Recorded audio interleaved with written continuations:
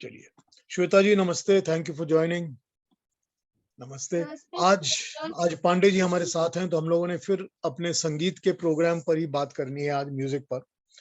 और हमने आज ओपन सेशन रखा है, तो जिसका जो दिल करे वो बात कर सकता है, जो दिल करे वो पूछ सकता है। ठीक है, तो म्यूजिक पर शुरू कर लेते हैं बात। और आप लोग का जब दिल करे ज्वाइन इन कर जाइए, जब दिल करे बीच में बात करिए, क्वेश्चन पूछ लीजिए। मुझे ये पता है कि सबके फेवरेट कोई ना कोई गाने, म्यूजिक होता ही है। हम लोग सब संगीत पर बड़े होते हैं और संगीत सुन सुन कर ही हमारी जिंदगी चलती है। कुछ लोग चलाते हैं लंबा, कुछ लोग नहीं चलाते हैं, लेकिन संगीत हम लोग के साथ जुड़ा रहता है। तो जो भी संगीत के बारे में प्रश्न हो, आप बात कर लीजिएगा पांडे जी से। तो मीटिंग को स्टार्ट कर लेते हैं। पांडे जी, मैं सोच रहा था जी कि एक इंसिडेंट शेयर करूंगा आप लोग सबके साथ। जी जी प्लीज। मैं कनाडा में हूँ बहुत सालों से, 27 सालों से, 28 सालों से।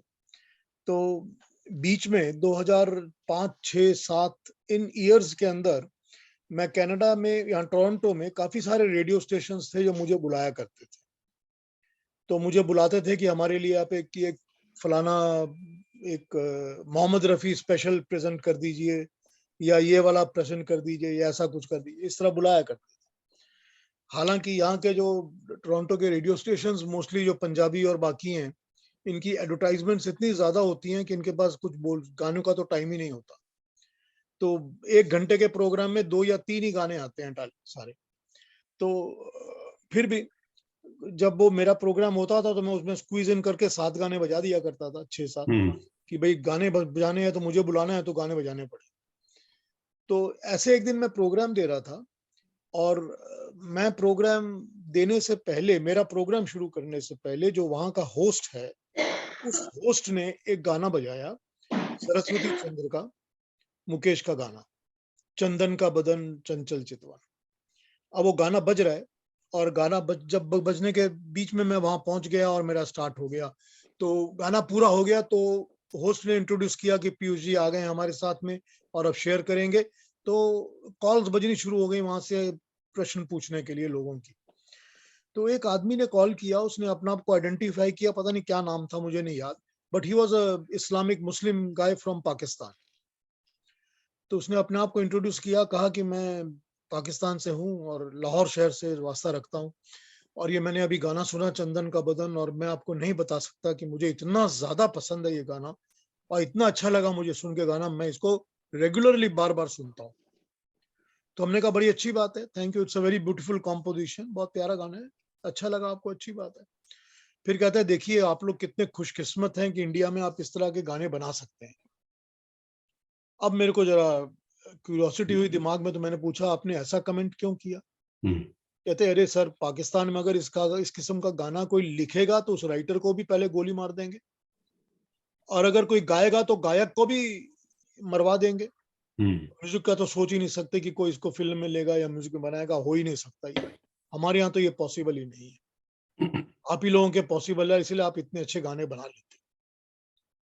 अब ये इतना ऑड लगा मुझे ये कमेंट 2006-7 की बात है, कि मैं आपको नहीं बता सकता कि किसी मुल्क में चंदन का बदन जैसे गाने में ऐसा क्या है कि आपको लगे कि इसको बैन कर देना चाहिए और गोली मार देनी चाहिए। और ऐसा देखिए किस तरह से सोसाइटीज में और कम्युनिटीज में किस तरह से क्या चलता है। हमारे जो हिंदुस्तान के गाने हैं उनमें सबसे बड़ा पार्ट तो लिरिक्स प्ले करता है। हाँ, लिरिक्स बहुत बड़ा पार्ट, लिरिक्स बहुत बड़ा पार्ट।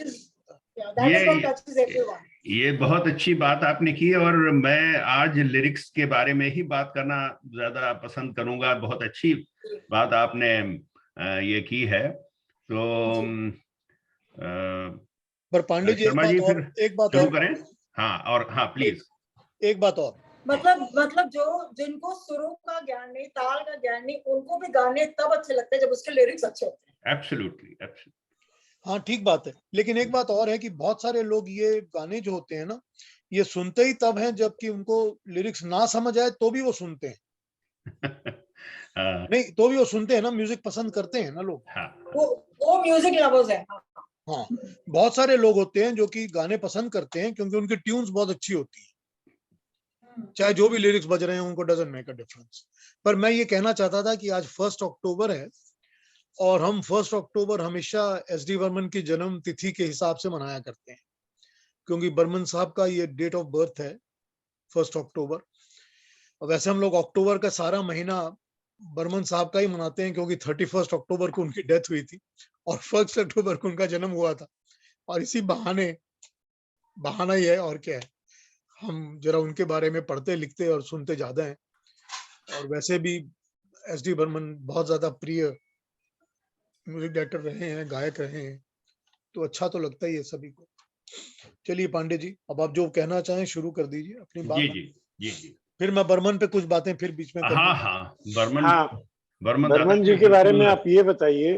नमस्ते पीयूष जी, नमस्ते सबको। हिंदी और उर्दू जब नमस्ते दुबे जी, नमस्ते पांडे जी, सॉरी। नमस्कार नमस्कार। नमस्ते पीयूष जी, सबको नमस्ते। ओह सबको नमस्कार जी, after such long time. Yes, I was traveling in between, but I was watching the recordings, but nothing like live.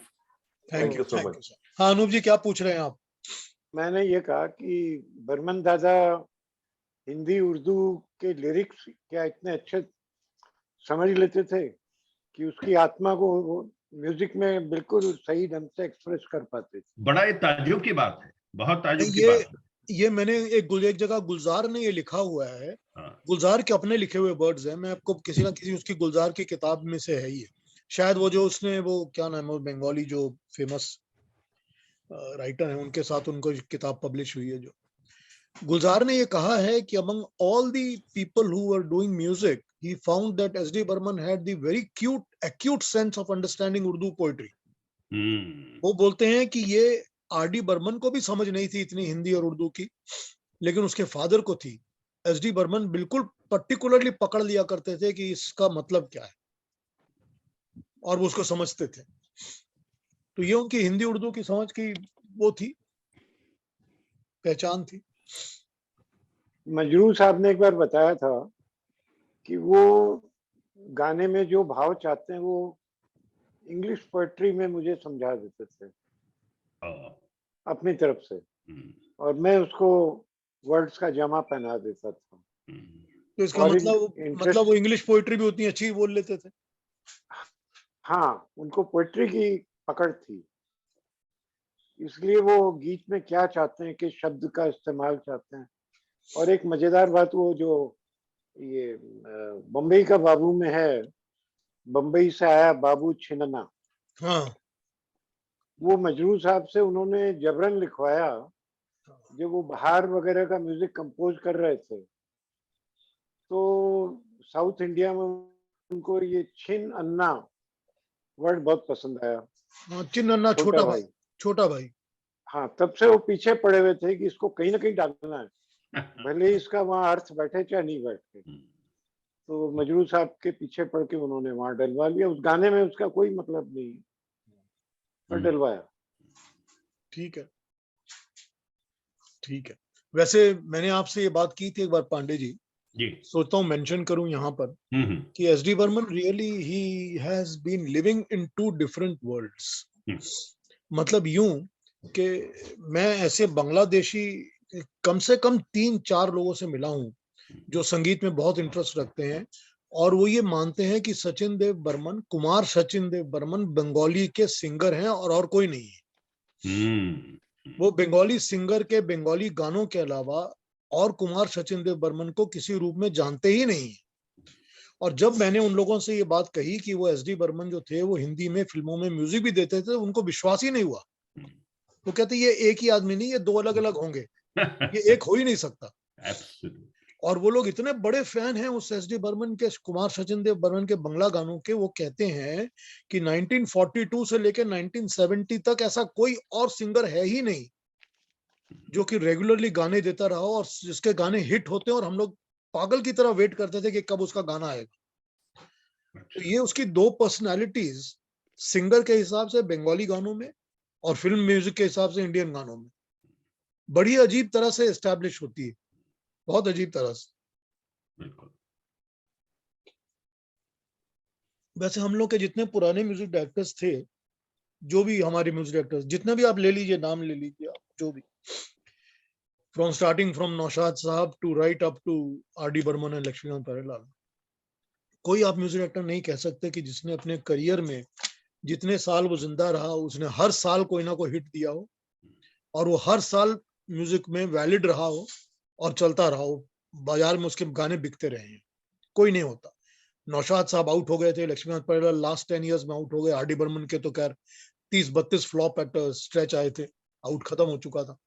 लेकिन S D. Burman was the only music director जिसने 48-49 से लेकर 1970s तक, 75 राइट अप तक, to Mili and Deewangee, right up to Mili जो उसके मरने के बाद रिलीज हुई है, राइट कंप्लीट हर साल उसने हिट्स दिए हैं, हर साल। इतना ज्यादा कोई भी म्यूजिक डायरेक्टर का स्पैन नहीं रहा। ट्रू। और गजब गजब की वैरायटी है, बहुत गजब की वैरायटी। उम्र और वो होते हुए आप सोच नहीं सकते हैं कि वो इंसान की एक छवि देखी आप एस.डी. बर्मन की, जो भी फोटोज आपने देखी हैं अपनी जिंदगी में, धोती कुर्ता पहना हुआ, वाइट उम्र वाला इंसान, थोड़ा उम्र दराज था ही वो, कि वो इंसान मतलब उस किस्म के नोटी गाने हम थे वो थे और समार रंगीन, किशोर कुमार को समझा कैसे रहा था, कैसे गाओ तुम इसको। और फिर देखिए जो लोक संगीत का है, और वो भी उत्तर प्रदेश के, पूर्वी उत्तर प्रदेश या पूर्वी भाग के जो भारत का है, उसका संगीत, जैसे 9-2-11 की वो चैती आप देख लीजिए, ढल की जाए चुनरिया हमारी और राम, फूल बनके महकने के दिन आए हो, विशुद्ध चैती है वो, इतनी अच्छी, और उसका उन्होंने कंपोज किया। जी चलिए आप शुरू करिए अपना, जो भी आप लिरिक्स पे बात करना चाहते थे, लिरिक्स पे बात शुरू करिए। वो जीवन ज्योति में भी तो है, बाकी और चीज एक मिनट अनूप जी, क्या कहा आपने? जीवन ज्योति में भी तो है। हाँ, जीवन ज्योति, अरे क्या बढ़िया है वो जीवन ज्योति। छाई कारी बदरिया, हाँ, छाई कारी बदरिया बैरनिया, गर्मिया हो राम। हाँ ठीक बात। अब देखिए गर्मिया शब्द कहीं यूज नहीं हुआ है अपने इसमें, दूसरे गीतों में। अनूप जी आप बताएं, मुझे नहीं लगता है कहीं गर्मिया यूज किया गया बात। तो इतना सुंदर वो भी चैती है। तो देखिए कौन सा शब्द कहा आपने? कौन सा शब्द कहा आपने? गर्मिया नहीं, बैरनिया है। बैरनिया है। हाँ, बैरनिया तो है ही, आगे भी देखिए उसके। ओह अच्छा। तो चलिए शुरू करें। हाँ जी बिल्कुल। तो आज हम सभी हमारे जो आप यहाँ प्रोग्राम देख रहे हैं उनको मैं प्रणाम करता हूँ, और शर्मा जी को बहुत बहुत धन्यवाद देता हूँ कि उन्होंने मुझे फिर अवसर दिया आप लोगों से इंटरेक्ट करने का। और जो कुछ भी मुझे आता है, जो कुछ भी मैंने अर्जित किया है अपने शौक से और अपने जो भी मैं कर पाया, उसको मैं शेयर जरूर करूंगा।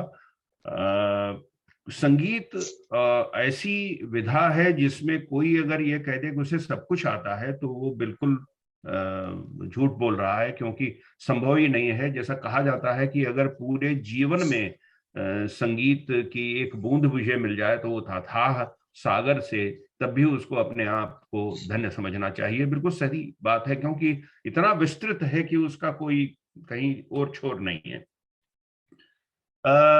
मेरी हिंदी फिल्म संगीत में मैंने आप लोगों को पहले भी बताया गया था, और हिंदी फिल्म संगीत का से बहुत साबका मेरा रहा है। साबका इन द सेंस कि right from the very beginning और अभी तक के गीतों का जो है उसमें राग विश्लेषण करने का मुझे मौका मिला।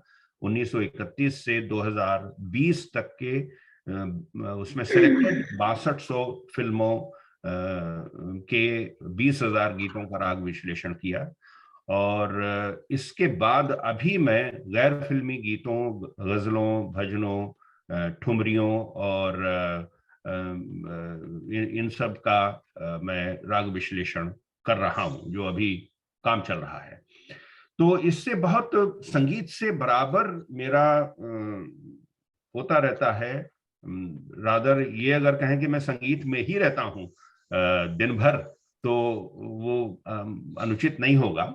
तो देखिए ये जो थोड़ा सा मैं आपको हिंदी फिल्म संगीत के बारे में एक स्टैटिस्टिक्स थोड़ी सी और बता देता हूं कि जो हमारे 1931 में पहली फिल्म जो बनी थी वो थी आलम आरा, और आलम आरा के बाद फिर धीरे धीरे, क्योंकि वो पहली बोलती फिल्म थी और उससे पहले तो हमारी ये सब साइलेंट मूवीज, वो जो राजा हरिश्चंद्र के बाद वो सब शुरू हो गई थी, तो वो चलती रही। और फिर उसके बाद 1931 के बाद ये हमारी बोलती फिल्म शुरू हुई थी। तो टोटल अगर हम जुलाई 22 तक की फिगर्स लें तो कुल मिलाकर के 14,067 ये फिल्में, लिटिल मोर देन 14,000 हिंदी फिल्में बनी हैं 91 वर्षों में, और उसमें 84,220 ये गीत हैं। और इन 84,000 गीतों में से करीब 15-16 हजार गीत किसी भी फॉर्म में उपलब्ध नहीं हैं, क्योंकि वो फिल्में भी नहीं हैं और वो सब खत्म हो चुका है, उनके रिकॉर्ड भी नहीं बनाए गए, तो वो उसको सुनने का कहीं मिलता नहीं, हम लोगों को अवसर ही नहीं मिलेगा कि कभी वो हम सुन पाए या देख पाए। फिल्में भी खत्म कर दी गई क्योंकि नष्ट हो गई, आर्काइविंग नहीं हुई। ये जो गैर फिल्मी गीत हैं उनका जो शुरुआत है वो 1902 से हुई है। पहली एक जो गजल जिसे कहें या ठुमरी कहें, वो पर्शियन में वो गाई थी गौहर जान ने, जिसको रिकॉर्ड किया गया था। और 1902 ऑनवर्ड्स से फिर शुरुआत हुई, तो हमारा संगीत जो रिकॉर्डेड फॉर्म में 1902 ऑनवर्ड्स आना शुरू हुआ। और उसमें फिर शुरू के बहुत से लोग थे, गौहर जान और मलका जान आगरे की, और जो उनकी मदर थी, और बाकी और जो आने प्यारा साहब and so many of them, फिर लेटर केसर भाई केरकर एंड हीराबाई बड़ोदकर एंड आगे उस्ताद ये हमारे जो उन्हीं की जो बेटियां थी ये दोनों, उस्ताद अब्दुल करीम खान साहब, वो फिर बहुत से फिर रिकॉर्डेड फॉर्म में बहुत से हमको सुनने को मिलने लगे।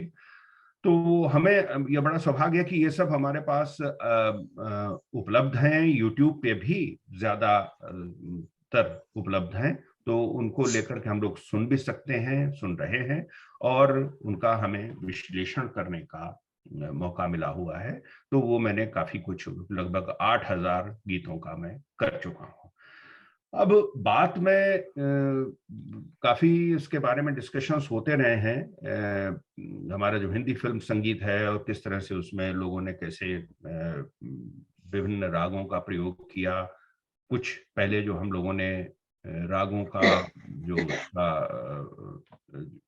वो पक्ष की किस तरह से उस रोगों से उसका रोगों का निदान हो सकता है, वो भी हमने देखा।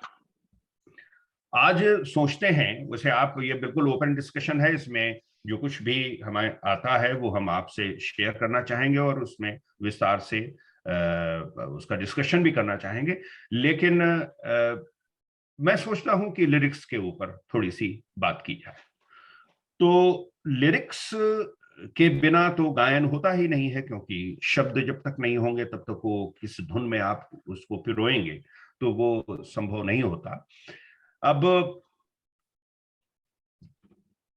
जो हमारा संगीत है, जो शुरुआत का सामवेद से जो जिसका उद्भव हुआ, और शुरू का जो गायन है वो ध्रुपद गायन है। तो ध्रुपद गायन में उसकी गाने की स्टाइल ही बिल्कुल अलग होती है, अभी तक चलता आ रहा है। और अभी जैसे हमारे जो डागर ब्रदर्स थे और उनके शिष्य, और उसी परंपरा से आगे बढ़ाते हुए हमारे गुंदेचा ब्रदर्स हैं, वो सब ध्रुपद गायन वो उस परंपरा को आगे लेके जा रहे हैं। ध्रुपद का भी प्रयोग बहुत कम मात्रा में हिंदी फिल्मों में भी हुआ है। वैसे ध्रुपद गायन शुरू का जो उसका जो खाली तोम करके जो होता है, यानी आलाप जिसमें रहता है, तो वो उस तरह से है। और उसके फिर शब्दों के साथ, श्लोकों के साथ वो सब ध्रुपद गायन भी बहुत उपलब्ध है। एक फिल्म आई थी यात्रिक, उसमें बहुत से ध्रुपद हैं, और सब इन्होंने पंकज मलिक जी ने उसमें उनका म्यूजिक दिया था। धनंजय भट्टाचार्य जी के, वीरेंद्र बल के गाए हुए, तो ये सब वहाँ उसमें उपलब्ध हैं, तो वो भी आप सुन सकते हैं। उसके बाद अभी कई फिल्मों में उसको ध्रुपद का प्रयोग किया गया है। मैं ध्रुपद का खास तौर से इसलिए और जिक्र कर रहा हूं कि उसमें शुरुआत में शब्दों के स्थान पर जो बीज रहते थे, यानी जो आलापचारी में तोम तोम से ही पूरा गायन होता था, नोम तोम जिसे कहते हैं, तो वो चीज थी और धीरे धीरे उसका गायन की परंपरा वैसी भी रही और उसके बाद उसमें श्लोक और भजन भी ध्रुपद के फॉर्म में गाए गए। हमारी जो हिंदी फिल्में हैं इनमें गीत जो लिखते हैं उनको हम लिरिसिस्ट कहते हैं। अब लिरिसिस्ट और कवि दोनों में फर्क है। कवि अपना एक कुछ उसने देखा, कुछ उसका कंसेप्ट दिमाग में बना और उसने अपने गीत की रचना करना प्रारंभ की। वो गीत किसी भी फॉर्म में हो सकता है, वो कविता के फॉर्म में है या वो गीत के फॉर्म में है, वो कुछ भी, दोहे हो सकते हैं, छंद हो सकते हैं, किसी भी रूप में उसको कवि कर सकता है। लेकिन यहाँ पर थोड़ा सा फर्क है हमारे हिंदी फिल्मों में। उसमें ऐसा होता है कि आप ज्यादातर गीत सिचुएशनल रहते हैं, यानी वो किसी भी जो फिल्म की सिचुएशन है उसके हिसाब से होते हैं कि कहीं लोरी है तो उसके शब्द लोरी के हिसाब से होंगे, कहीं जो भजन है तो भजन है, तो इस तरह से सिचुएशनल गीत रहते हैं। तो ऐसा हो गया कि दो तरह के लिखने वाले रहे। एक ये कि जो लब्ध प्रतिष्ठित गीतकार या लब्ध प्रतिष्ठित कवि और शायर थे, उन्होंने लिखना शुरू किया, तो उनके पास ऑलरेडी लिखा हुआ रखा था, गीत थे, गजलें थी, नगमे थे और छंद थे, जो भी है उनका फिर संगीतकारों ने उनको सुरों का जामा पहनाया। तो एक तो बात वो हुई। दूसरी ये हुई कि संगीतकारों ने धुन बनाई और उसके बाद गीतकारों ने शब्दों का जामा पहनाया उस धुन। अब यहीं पर कवि और लिरिसिस्ट में फर्क है। कवि लिखता है और उसके बाद धुन बनती है, और लिरिसिस्ट धुनों के ऊपर लिखता है और जो है सिचुएशन गीत ज्यादातर लिखता है।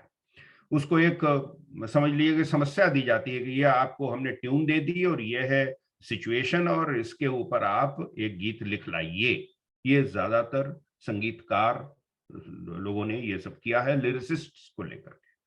तो उसी श्रृंखला में जो हमारे शुरू से, जैसे हमारे शैलेंद्र जी और हसरत जयपुरी साहब, ये सब जो कि स्वयं शैलेंद्र जी तो बहुत अच्छे कवि, प्रतिष्ठित कवि रहे हैं, उसके बाद फिर उन्होंने लिरिक्स लिखना शुरू की।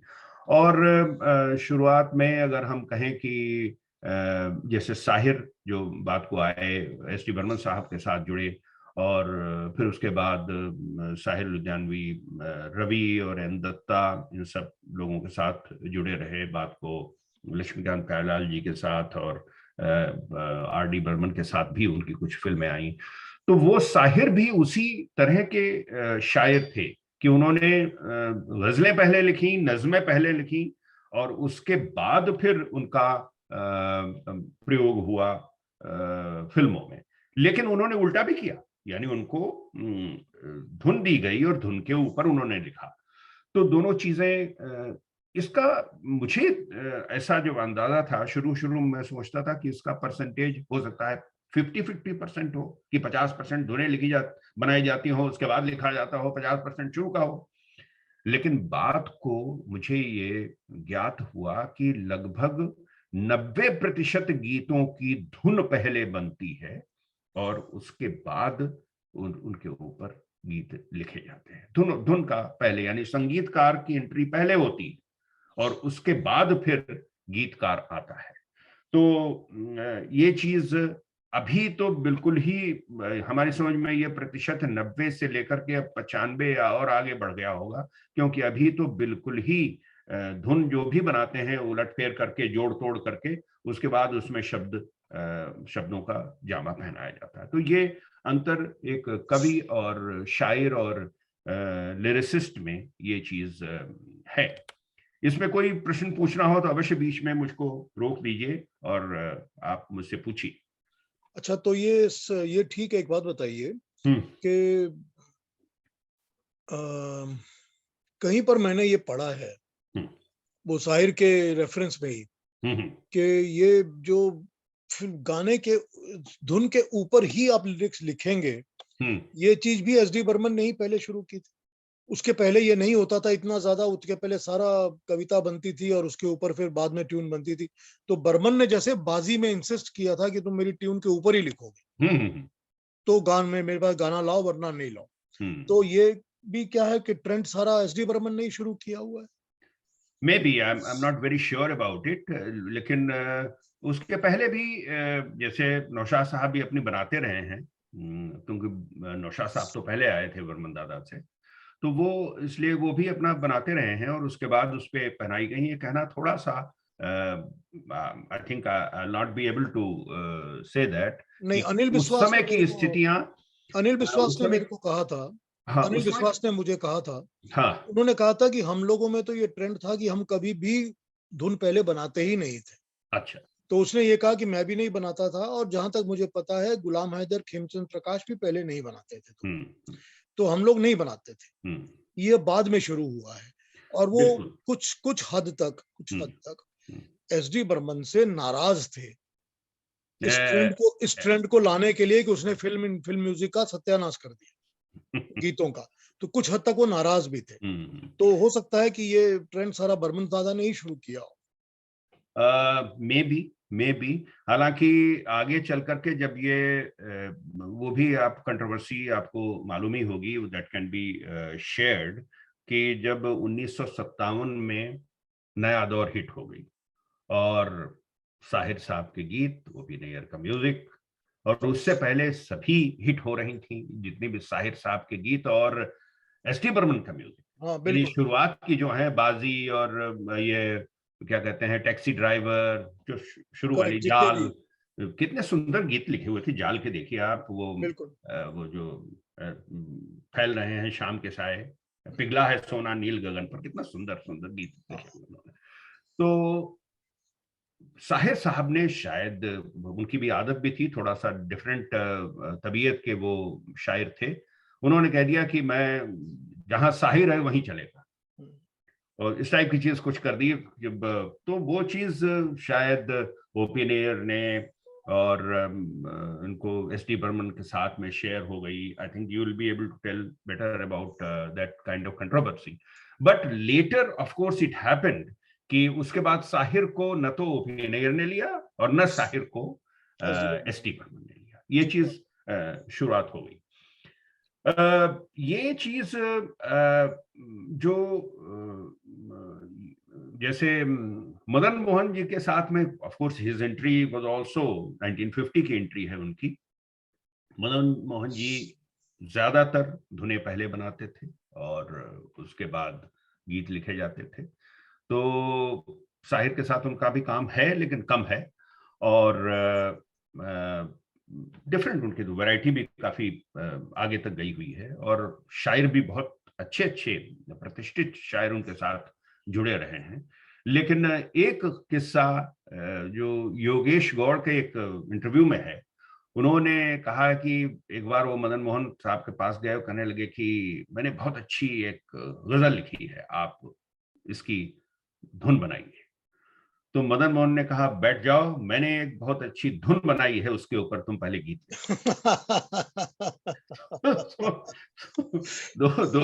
those kind of things you understand कि ये चीज जो है चलती रही है बहुत इसके साथ में, हिंदी फिल्म संगीत के साथ में।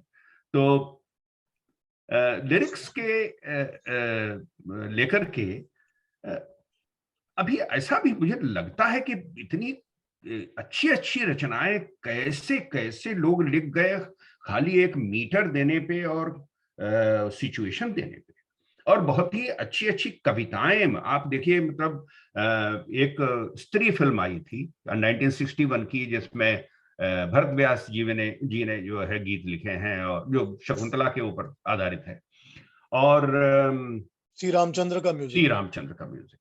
And imagine the poetry which has been used in that, चाहे वो बसंत है आया आप ले लें, चाहे वो कौन हो तुम ले लें, और चाहे वो ले लें वो गीत जो बिल्कुल ही विशुद्ध कविता है, वो आज मधुवातास डोले मधुरिमा में प्राण भर लो, चांद को चुपचाप निरखो चांदनी में स्नान कर लो। महेंद्र कपूर, आशा भोसले की आवाज में इतना जबरदस्त, इतना सुंदर वो कविता है जिसको पहनाया इसमें ये इन्होंने श्री रामचंद्र ने।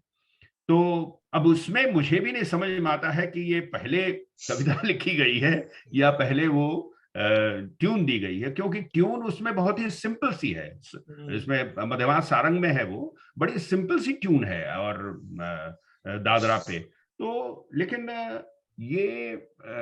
ये चलता रहा है कि कुछ गीतों की धुन पहले बनी है, ज्यादातर गीतों की धुन पहले बनी है। और अनूप जी, पांडे जी, अनूप जी कह रहे हैं कि विदाई गीत भी इसमें बहुत अच्छा है। हाँ, विदाई गीत, हाँ हाँ हाँ, अरे बहुत अच्छा है। जाओ, वो उनका जो मन्ना डे का गाया हुआ है वो बहुत ही सुंदर है, सुखी रहो करके है, बहुत ही सुंदर गीत है वो। तो ये चीज चलती रही है, लेकिन चलिए हम लोगों को बड़ा फायदा इससे हुआ, यानी श्रोताओं को, दर्शकों को। अरे भाई, तुम आपस में चाहे जो कुछ लड़ते भिड़ते रहे हो, हम ज्यादा अच्छे हैं, अच्छा, कंपटीशन से जो चीजें जनरेट होकर के आई उस टाइम में, यानी I am talking of 50s 60s 70s में, तो वो चीजें जो बनकर के आई वो हम लोगों को बहुत अच्छा मिला, चाहे वो संगीत की दृष्टि से हो और चाहे वो भाषा की दृष्टि से हो, हम लोगों को बहुत अच्छा मिला। तो आपसे एक प्रश्न है पांडे जी। जी, आपने करीब 20,000 गाने एनालाइज किए और अभी धुन और लिरिक्स की बात हो रही है।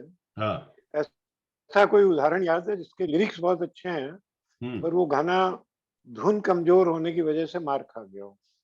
बहुत सारे हैं, होंगे तो बहुत होंगे। हमें एक चीज, एक पिक्चराइजेशन के एक आस तो बहुत हैं।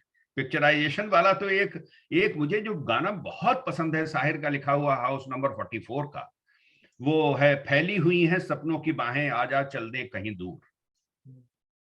वो इतना सुंदर गीत है और इतना सुंदर उसकी धुन बनी है, यमन में बात को उसमें और भी है राग, लेकिन उसका पिक्चराइजेशन तो बिल्कुल ही चौपट है। एनीवे, नहीं, मैंने पिक्चराइजेशन की बात नहीं की। नहीं, हम आपकी बात सुन रहे हैं, हम आपकी बात बिल्कुल सुन रहे हैं। तो आप कृपया करके आप ही, कहाँ हो तुम, कृपया आप ही बता दें, क्योंकि मुझे अभी नॉट प्रिपेयर्ड फॉर, मुझे नहीं मिला। नहीं है, बहुत से, हम आपको ढूंढ करके कल बता देंगे, परसों बता दीजिए, कोई बात नहीं। क्योंकि मिलेंगे बहुत, इसमें बहुत से ऐसे गीत होंगे जिनकी धुन अच्छी न बन सकने की वजह से वो गीत हमारे सामने उतनी अच्छी तरह से नहीं आ पाए।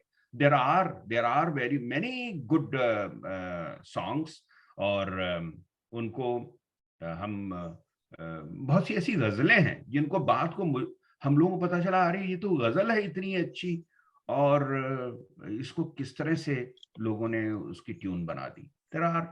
ट्यून बनने में अलग अलग चीजें हो जाती हैं, अच्छी रचनाओं के अच्छी ट्यून भी मिल पाना वो भी बहुत आवश्यक है। जी, तो और कोई प्रश्न है इस बारे में? वैसे पांडे जी, आपने बिल्कुल ठीक कहा है कि ये जो हम लोगों को बहुत फायदा हुआ इससे, श्रोताओं को। देखिए, हमारी तो सारी भाषा जो है, जो उर्दू भाषा है, वो हमने फिल्मों गानों से ही सीखी है। एब्सोल्युटली। और वो सीख कर ही हमको उर्दू की लगता है एक्सपर्टीज हो गई कि बस उर्दू पूरी समझ आती है। हाँ। और इसी तरह से जो कठिन हिंदी भाषा है, वो भी हम संगीत गानों से ही सुन के कठिन हिंदी भी समझ लेते हैं कि हाँ भाई ठीक है, हमने पढ़ा भी है बाद में, लेकिन फिर उसको समझने की जो खूबी है ना, ये हमको फिल्मी गानों से ही मिली। अच्छा, अब हम थोड़ा सा इसको let me make it little structured, कि ये हमारा साहित्य किस तरह से इसमें इसका प्रयोग हुआ है, और हमारे हिंदी फिल्मों में और आगे भी गैर फिल्मी गीतों में भी। तो इसके बारे में थोड़ी सी बात अगर उस हिसाब से कर लेंगे तो अच्छा रहेगा। और क्योंकि ऐसे ही ओपन करने से तो उतना ठीक नहीं रहेगा, थोड़ा सा उससे हम लोग उसी में डिस्कस करते जाएं। जैसे हमारे संस्कृत के भी बहुत से जैसे श्लोक, गीत, कविताएं, फ्री वर्सेस, वो भी बहुत से यूज किए गए। फिर उर्दू में जो आपने जिक्र किया, शेर, रुबाइयां, गजल, नगमे, नज़में और सूफी कलाम, ये भी बहुत यूज किए गए। मुशायरे भी यूज किए गए, सवाल जवाब भी बहुत से यूज किए गए। ये बिल्कुल, अब ये आप देखिए, ये अगर चीजें फिल्मों में न डाली जाती तो हम लोग कहाँ से सुनने को मिलती है ये सब। और प्योर हिंदी लिटरेचर भी बहुत यूज किया गया। प्योर हिंदी लिटरेचर से हमारा मतलब है कि जो हमारे प्रतिष्ठित कवि जैसे सुमित्रा नंदन पंत जी, उनकी रचनाएं, महादेवी वर्मा जी की रचनाएं, प्रदीप, शैलेंद्र जी की रचनाएं, और जीएस नेपाली, पंडित नरेंद्र शर्मा जी, पंडित भरत व्यास और डॉक्टर हरवंश राय बच्चन, नीरज, ये सब लोग जुड़े।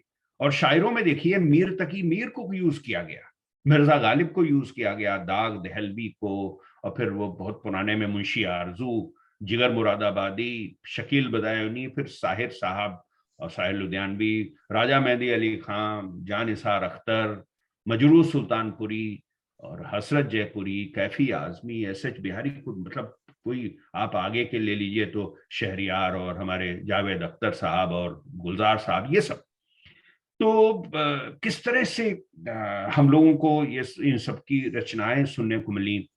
फिर जो हमारे लिरिसिस्ट, हिंदुस्तानी यानी हिंदी उर्दू मिलाकर के जो लिखते थे, उसमें देखिए आनंद बख्शी, राजेंद्र कृष्ण, मतलब इतना वर्सेटाइल राइटर हमने देखा नहीं कि राजेंद्र कृष्ण जी के जितनी अच्छी उर्दू में, आप देखिए जहां आरा की जो गजलें हैं और जहां आरा में जो उन्होंने लिखा है वो कमाल का है, और उससे पहले की, और वैसे ही हिंदी की, और वैसे ही it will be very surprising कि जैसे पड़ोसन के सभी गाने उनके लिखे हुए थे राजेंद्र कृष्ण जी के, और भी कॉमेडी की बहुत सी पिक्चरें जिनमें राजेंद्र कृष्ण जी ने लिखा हुआ है।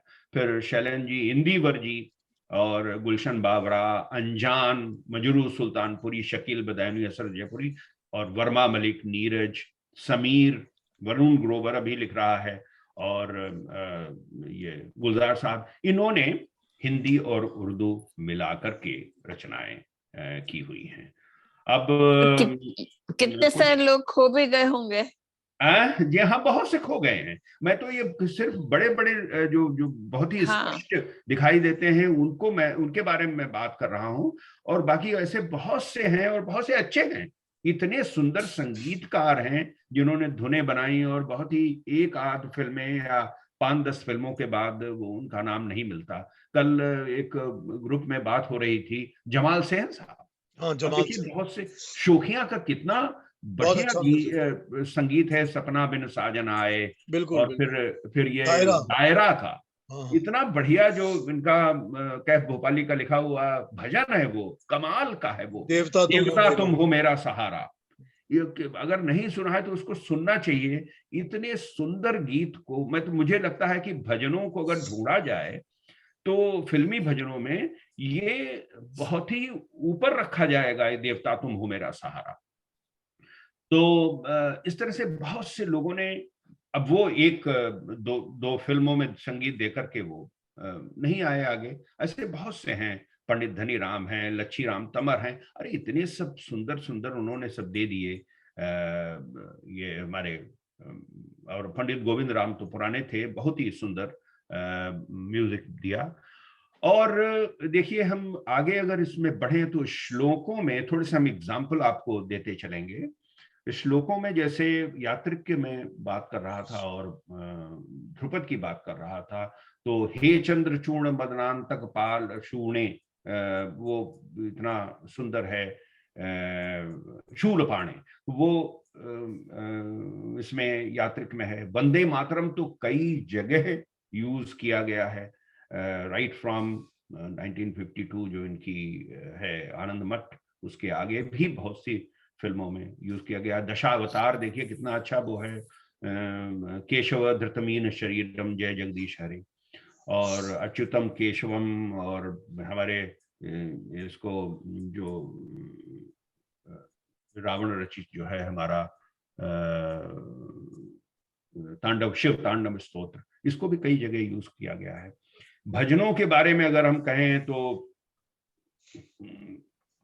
बहुत सुंदर श्री रामचंद्र कृपाल भजमन को भी बहुत कई जगह यूज किया गया है। उसे उसमें भरत मिलाप में बहुत ही अच्छा है, ये हमीर में है। रघुवर तुमको मेरी लाज, ये पंडित भीमसेन जोशी जी का गाया हुआ। जो तुम तोड़ो पिया, कई जगह घूंघट के पट खोल रहे, मीराबाई के तो कई काफी ये बहुत जगह यूज किया गया है, ये तो कबीर का है। और मैं नहीं माखन खायो बहुत यूज किया गया है। मन तड़पत हरि दर्शन को आज आपने, ये तो आपने सुना ही होगा। देवता तुम हो से सहारा का मैं जिक्र कर चुका हूँ। ब्रज के नंदलाला राधा के सांवरिया, इतना सुंदर भजन। टकसाल फिल्म 1956 की, रोशन साहब का म्यूजिक, इतना बढ़िया। ये कुछ ऐसे गीत हैं जिनको बार बार सुनने का मन करता है। Anoop ji, you will agree with me, मैं जब कलकत्ते गया हुआ था तो आपने भी ये एक सीडी मुझको दी हुई थी जिसमें ये गीत था, और मेरे पास ये बहुत अच्छी रिकॉर्डिंग में था वो। अभी भी मैं वो सीडी सुनता हूँ, और मेरे पास पहले से भी था लेकिन उतनी अच्छी रिकॉर्डिंग में नहीं था जो मैं अभी सुनता हूँ इसको। अल्लाह तेरो नाम, ईश्वर तेरो नाम, इतने सुंदर। फोक सॉन्ग्स में देखिए आप क्या क्या लिख गए लोग। हिया जरत रहत दिन रैन हो रामा, ये भी चैती है। ढलकी जाए चुंदरिया हमारी और राम, ये मजरू साहब की, ये भी चैती, ये मैं 9-2-11 में बात में कर चुका हूँ। और कौनो ठगवा नगरिया लूटल हो, ये देखिए कबीर का लिखा हुआ है। और ये आपको इसमें अनकही फिल्म में जयदेव साहब का म्यूजिक। और नजर लागी राजा तोरे बंगरे पर, ये सब कौने रंग मुंगवा कौने रंग मोतिया, ये सब कितने सब फोक सॉन्ग्स को। बहुत सिंपल सा एक भजन था, मेरे ख्याल हम दोनों का था शायद। हाँ, अल्लाह तेरो नाम ईश्वर तेरो, नहीं, प्रभु तेरो नाम जो ध्याए फल पाए। बहुत सुंदर, धानी में है वो, बहुत ही सुंदर धानी में, रागधानी है वो, बिल्कुल सिंपल वर्ड्स एकदम, बहुत ही सुंदर। अच्छा, उसको इसीलिए वो रागधानी राग जो होता है बड़ा सिंपल होता है, सगा मा पा नि सा, 5 सुरों का राग होता है, तो उसको उसमें ढाल दिया और इतना इसीलिए वो कैचिंग है कि वो सीधे आपके हृदय में प्रवेश करता है। अच्छा, बिल्कुल। तो पांडे जी, वो काला बाजार का भी बहुत सुंदर है भजन। अरे वो नाम धन चाहूं, नाम धन चाहूं, बहुत ही सुंदर है, बहुत ही सुंदर है। अब देखिए, जो हमारे कुछ जो हिंदी फिल्मों में यूज किए गए, उनके कुछ के तो पोएटिक क्रिएशंस उनको एज इट इज रख दिया गया, जैसे कि सूरदास जी के भजन, तुलसीदास जी के भजन, कबीर, मीराबाई के। हालांकि थोड़े बहुत परिवर्तन किए गए, उनमें थोड़े से लिरिक्स में आगे पीछे कुछ नए शब्द डाल करके डीएन मधोक ने, या जो पुराने हैं उन्होंने, जैसे भक्त सूरदास में कुछ जो भी भजन यूज किए गए उनमें लिरिक्स में थोड़ा थोड़ा सा बदलाव है, बट ओरिजिनली ज्यादातर poetic creations they have been kept as it is. Ghazals, nazm, जो दाग और मिर्जा गालिब, इकबाल और फैज अहमद फैज की, वो सब एज इट इज रखी गई। और नीरज और डॉक्टर हरिवंश राय बच्चन की पोएम्स, कविताएं, वो भी एज इट इज रखी। गजलें और नज्में साहिर की, वो भी रखी गई, एज इट इज रखी गई।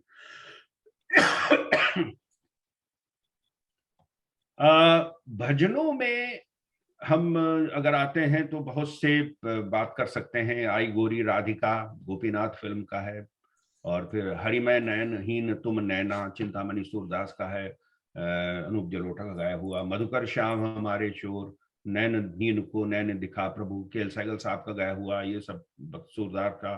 निस्दिन बरसत नैन हमारे, मैया मोरी मैं नहीं माखन खायो, ये सन 42 की फिल्म जो है। फिर तुलसीदास जी की बंदों रघुपति करुणा निधान, इतना सुंदर, रफी साहब का ये तुलसीदास फिल्म में है, फिल्म में ही है, इसका रिकॉर्ड नहीं बना, बहुत सुंदर मालकौंस में है, और इसको अवश्य सुनिए। फिल्म के टाइटल में है, तो इसलिए आप अगर शायद उसमें यूट्यूब पे अलग से भी हो सकता है डाल दिया हो किसी ने, लेकिन ये फिल्म में है, मैंने उसी में से निकाल करके इसकी एनालिसिस की थी। और जयराम सखा सुख, ये छोटा भाई 1949 की, उसमें संध्या मुखर्जी की गाया हुआ एक भजन है। और रघुपर तुमको मेरी मेरी लाज, ये 2 फिल्मों में है। एक तो येसुदास का गाया हुआ आंखें देखी में है, और एक मैं अभी मेंशन मैंने किया अनकही में, जो 1984 में आई थी, वो पंडित भीमसेन जोशी का गाया हुआ। और ये भरत मिलाप का श्री रामचंद्र कृपाल भजमनहर, ये मैंने आपको बता ही दिया। मीराबाई के गाए हुए भजन, बसो मेरे नैनन में नंदलाल, मन चाकर राखो जी, गिरधर गोपाला, मैं हरिचरणों की दासी, पग घुंघरू बांध मीरा नाची, ये सब MS सुब्बलक्ष्मी जी के गाए हुए भजन मीरा में 1947 की, जिसमें वो स्वयं हीरोइन थी, तो वो भी उपलब्ध हैं, विशुद्ध वही सब भजनों का उपयोग है। बाला मैं बैरागन होंगी, जागो बंसी वारे ललना, जो तुम तोड़ो पिया मैं नहीं तोड़ूं, करुणा सुनो श्याम मोरी, मैं बादल देख डरी, मेरे तो गिरधर गोपाल और दूसरों न कोई, और श्याम माने चाकर राखो जी। ये बहुत सी कंपोजिशंस वाणी जयराम की आवाज में मीरा फिल्म 1979 जो कि हमारे पंडित रविशंकर जी का म्यूजिक, तो उसमें भी यूज किया।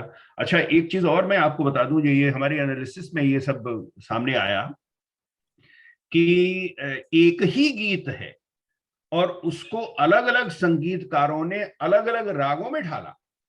एरी में तो प्रेम दीवानी जोगन, एरी में तो प्रेम दीवानी मीरा 1979, और एरी में तो प्रेम दीवानी नौबहार रोशन साहब 1952, अलग अलग राग।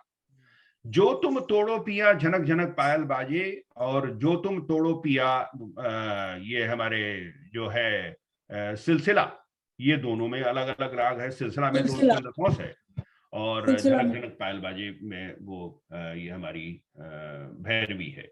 और देखिए मीरा में वो भी अलग है, जोगी मतजा, ये हमारा गीता राय का बहुत अच्छा भजन जोगन में है। माई मैंने गोविंद लीन्हे मोल, साध्वी मीराबाई 1937 की मराठी फिल्म, उसमें बाल गंधर्व का गाया हुआ ये मीराबाई का भजन है।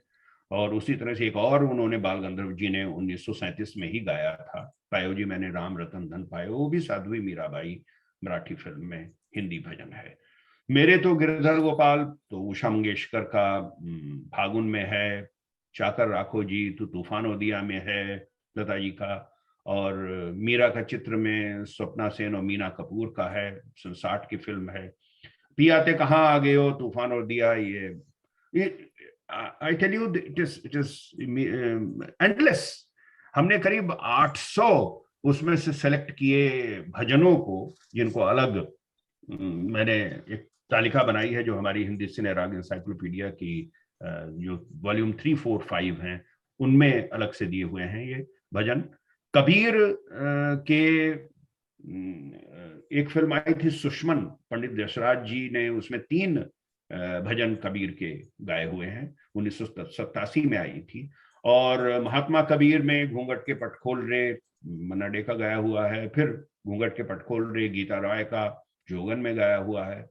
और हमरे हिसाब साधो और भक्त कबीर में है हीरा सोए सराहिए, ये हाईवे फिल्म में 2014 में आई थी, श्वेता पंडित का गाया हुआ है। और झीनी झीनी बीनी चदरिया सुषमन में है। तो इस तरह से कबीर में, महात्मा कबीर में भी है झीनी झीनी बीनी चदरिया। और काहे को तीरथ जान आ रे शिरडी चे साई बाबा 1955 की फिल्म है, उसमें भी कबीर का यह है कौन ठगवा नगरिया लूटल, मैंने बता ही दिया था। सूरा सो पहचानिए जो लड़े दीन के हेत, ये तेजपाल सिंह और सुंदर सिंह की का गाया हुआ ये शब्द है, तमस फिल्म में 1987 और कबीर का है। नीरज की कविताएं बहुत से हम सब लोग सुनते रहे हैं, स्वप्न झरे फूल से, मीत शुभे शूल से, नई उम्र के नई फसल 1965 रफी साहब, देखती ही न दर्पण रहो प्राण तुम, ये भी मुकेश का गाया हुआ नई उम्र के नई फसल। आज की रात बड़ी शोक बड़ी नटखट है, उन्हीं का रवि साहब और आशा जी का गाया हुआ 1965। हरिवंश राय बच्चन, डॉक्टर हरिवंश राय बच्चन जी के भी बहुत से अच्छे अच्छे यूज किए गए हैं। कोई गाता मैं सो जाता, इतना सुंदर आलाप में है ये, यसुदास का गाया हुआ। मेले में कोई गुजरिया पीलू में है, ये बहुत ही बढ़िया बदनाम बस्ती में उन्होंने एक स्वयं गाया था, वो फिल्म नहीं मिलती, तो हालांकि उसका कहीं से ढूंढ करके मैंने एनालिसिस किया है, अमिताभ बच्चन ने उसको जब गाया है और वो पीलू में ही है, तो उन्होंने वही यूज किया है ट्यून।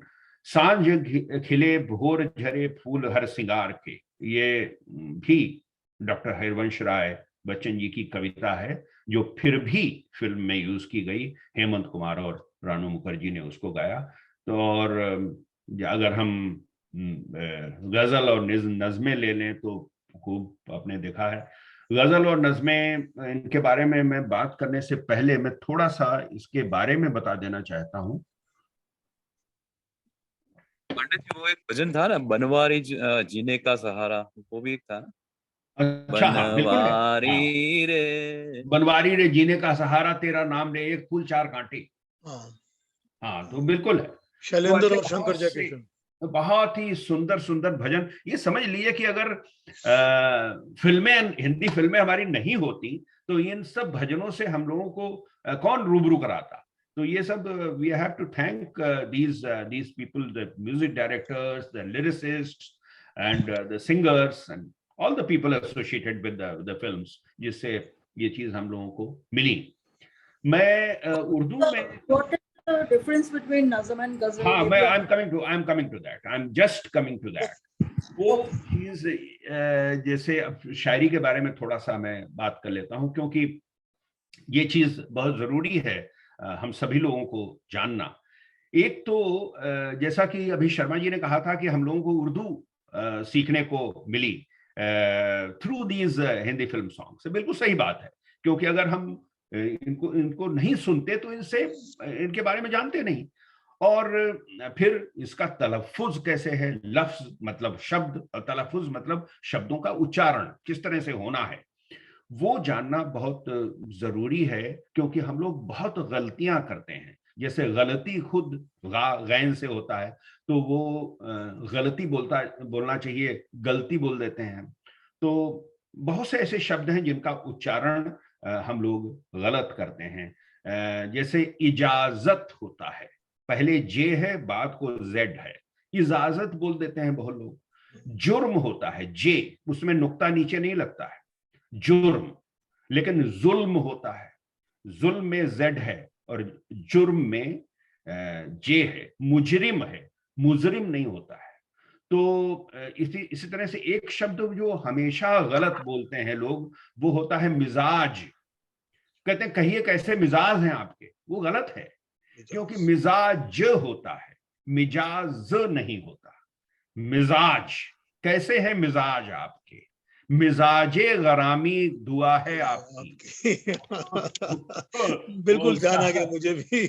जाल का इतना बहुत प्यारा है, बहुत ही सुंदर हसन साहब का लिखा हुआ है, बहुत ही खूबसूरत। तो देखिए ये सब बहुत सी कभी कभी अनर्थ हो जाता है। जो लोग, भाई उर्दू नहीं आपको अगर आती है तो उसके हर चीज में नुक्ता लगाने की जरूरत नहीं है, क्योंकि जहां पे है वहां पे है, वहां जहां पे नहीं है वहां पे नहीं है।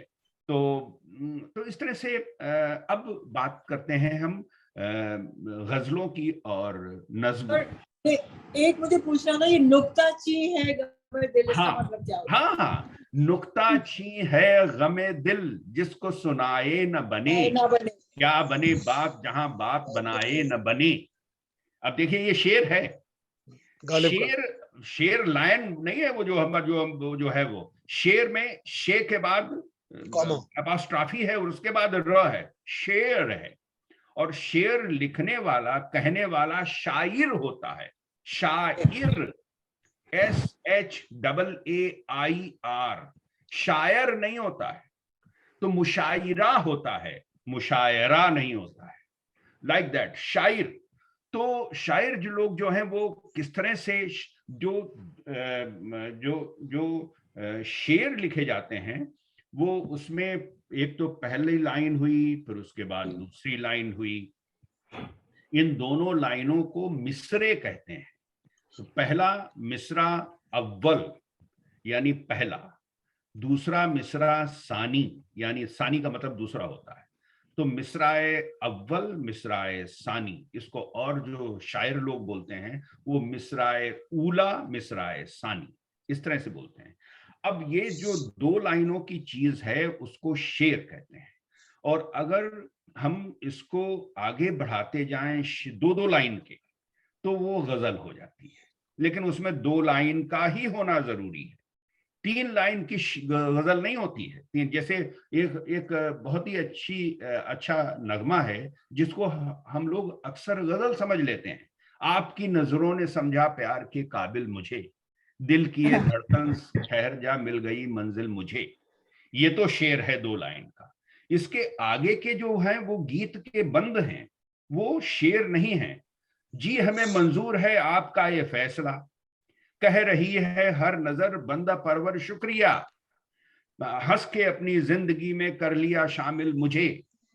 3 लाइन की हो गई। So it is not a गजल, इट्स नॉट ए गजल। गजल में होना बहुत जरूरी है 2-2 लाइन के शेर। और जो शेर आगे बढ़ते जाते हैं, ज्यादातर गजलें ऑड नंबर ऑफ शेर में होती हैं, यानी 5 से कम में नहीं होती हैं। 5, 7, 9, 11, 13, 15 कुछ आगे बढ़ सकते हैं, लेकिन ज्यादातर ऑड नंबर में होती हैं। और शेर का एक साथ और ये भी बहुत अच्छी बात होती है कि शेर का अपना अलग एग्जिस्टेंस होता है। यानी एक शेर आपने एक जो है किसी सेंट्रल आइडिया, मफहूम कहते हैं जिसको, उस पे आपने कर दी, उसके बाद दूसरा शेर किसी दूसरी चीज में दूसरे सब्जेक्ट पे आप डाल सकते हैं, तीसरा शेर किसी तीसरे सब्जेक्ट में डाल सकते हैं, लेकिन उनकी अपनी इंडिविजुअल एग्जिस्टेंस होती है।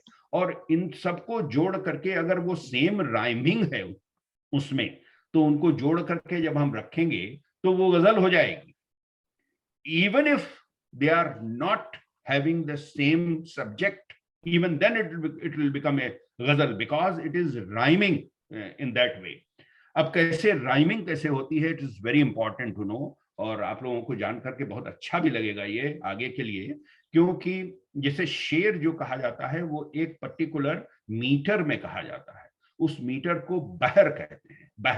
बहर ये सब पर्शियन और अरेबिक हैं, जो पर्शियन मोस्टली हैं, और उनके बहुत ही इस तरह से नाम है, फायलातुन, मुफाइलुन, फेलुन, इस तरह से चलती हैं। 18 बहरें होती हैं टोटल जिन पे ये शेर लिखे जाते हैं, वो मीटर्स। मुझे तो इतनी नहीं आती थी, बात को सीखी तो बहुत मुझसे, मैंने जब गजलें लिखी तो बहुत से शायर मुझसे कहने लगे, अरे साहब ये बड़ी टेढ़ी बहर है, आपने कैसे पकड़ ली? हमने कहा ये सब thanks to Hindi film music, मैंने पता नहीं कान में ऐसा बसा हुआ था, मैंने उस तरह से बना करके लिखा है। So this is like that.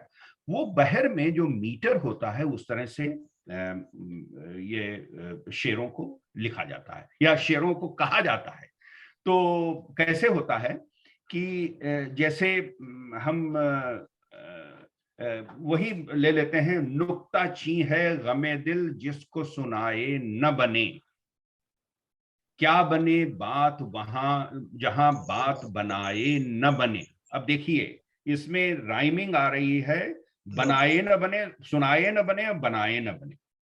तो सुनाए जो हो गया उसको कहते हैं, सबसे पहले न बने आखिरी वाला हम लेते हैं, न बने जो है उसको कहते हैं रदीफ, लास्ट वाला राइमिंग, और उससे पहले वाला जो राइमिंग होता है उसको कहते हैं काफिया। तो आखिरी वाला रदीफ, उससे पहले वाला काफिया, और इसी रदीफ काफिये की राइमिंग मिलाकर के शेर लिखे जाते हैं। नुक्ताची है गमे दिल जिसको सुनाए न बने, क्या बने बात वहां जहां बात बनाए न बने, न बने बनाए न बने, इस तरह से। हम किसी दूसरे शेर को ले लेते हैं, जैसे ये ले ली हमने नौनिहाल की, वो है, तुम्हारी जुल्फ के साए में शाम कर लूंगा, सफर इस उम्र का पल में तमाम कर लूंगा। तो शाम कर लूंगा, तमाम कर लूंगा रदीफ हो गया, और शाम तमाम ये काफिया हो गया। अब देखिए किस तरह से आगे चलता है। अब इस तरह से बहुत सी जो जिनमें एक शायर ने कर लूंगा पे लिखा और दूसरे शायर ने भी कर लूंगा पे लिख लिया, तो वो जो है, लेकिन गजलें अलग अलग हो गई, तो वो कहते हैं हाँ साहब ये हम रदीफ हो गई, यानी उसमें रदीफ कॉमन हो गया। तो इस तरह से जब ये शेर एक लिखा जाता है, पहला शेर गजल का, उसमें जो रदीफ आखिरी वाला है वो पहली लाइन और दूसरी लाइन यानी पहले मिसरे और दूसरे मिसरे दोनों में रिपीट होता है, जो आगे नहीं होता है। तो उस शेर को, जो गजल का पहला शेर जिसमें कि रदीफ पहले मिसरे और दूसरे मिसरे में रिपीट होता है, उसको मतला कहते हैं। मतले का शेर यानी इनिशियल होता है वो। और उसके बाद वाले जो भी शेर लिखे जाते हैं, कहे जाते हैं, उनमें पहली लाइन में रदीफ नहीं होता है, दूसरी लाइन में रदीफ और काफिया आता है। जैसे अब हम एग्जाम्पल वही लेते हैं, तुम्हारी जुल्फ के साये में शाम कर लूंगा, सफर इस उम्र का पल में तमाम कर लूंगा। अब देखिए, शाम कर लूंगा, तमाम कर लूंगा, कर लूंगा, कर लूंगा, दोनों में रिपीट हुआ, यानी ये हो गया मतले का शेर। उसके बाद क्या आया, नजर उठाई तो पूछूंगा इश्क का अंजाम, नजर झुकाई तो खाली सलाम कर लूंगा। अब देखिए, पहले में कर लूंगा नहीं आया, और दूसरी वाली में जो दूसरी लाइन थी उसमें कर लूंगा आ गया। तो आगे क्या है, जहां ने दिल पे हुकूमत तुम्हें मुबारक हो, रही शिकस्त तो वो अपने नाम कर लूंगा। फिर नाम फिर आ गया। ये नाम की राइमिंग जो है वो काफिये की हो गई, और आगे जो इस तरह से जो लिखती चली गई, आखिर तक जो भी शेर कहे जाएंगे उनमें रदीफ, केवल रदीफ और काफिया केवल और केवल दूसरे लाइन में आएगा, यानी जो मिसराए सानी है उसमें आएगा। तो ये जितने भी जो इस व्याकरण को, इस उरूज को जो समझती, जो फॉलो करती हैं कविताएं, उनको गजल कहते हैं। तो आगे कोई भी आप देख लीजिए, हम आंखें फिल्म की वो ले लेते हैं, देखिए वो आपको देखने में नहीं लगेगा कि ये गजल है। उस मुल्क की सरहद को कोई छू नहीं सकता, जिस मुल्क की सरहद की निगहबान है आंखें। ये भी वही है, हर तरह के मीज़ान हैं आंखें, और वो शबनम कभी शोला कभी तूफान है आंखें। और तो आगे चल करके वही रदीफ, काफिया और वही चीज फॉलो की गई है। दूसरी जो इसी एक और गजल है उसमें वो है, वो नहीं है, गैरों पे करम अपनों पे सितम, ऐ जाने वफा ये जुल्म न कर, जो आंखें फिल्म में है, दैट इज नॉट ए गजल। हालांकि देखने में लगेगा कि गजल वो है, लेकिन वो नगमा है। आगे जाकर के वो 3-3 लाइन हो गई है उसमें। गजल वो है, मिलती है जिंदगी में मोहब्बत कभी कभी। देखिए, साहिर साहब की मैक्सिमम गजलें साहिर साहब ने लिखी हैं, और इन्होंने, और मैक्सिमम नज़में हमारे कैफी आजमी ने लिखी हैं, और मैक्सिमम नगमे हसरत जयपुरी और मजरू साहब के लिखे हुए हैं। तो इस तरह से ये जो आपका साहिर की इस गजल के बारे में मैं बात कर रहा था, मिलती है जिंदगी में मोहब्बत कभी कभी, होती है दिलबरों की इनायत कभी कभी।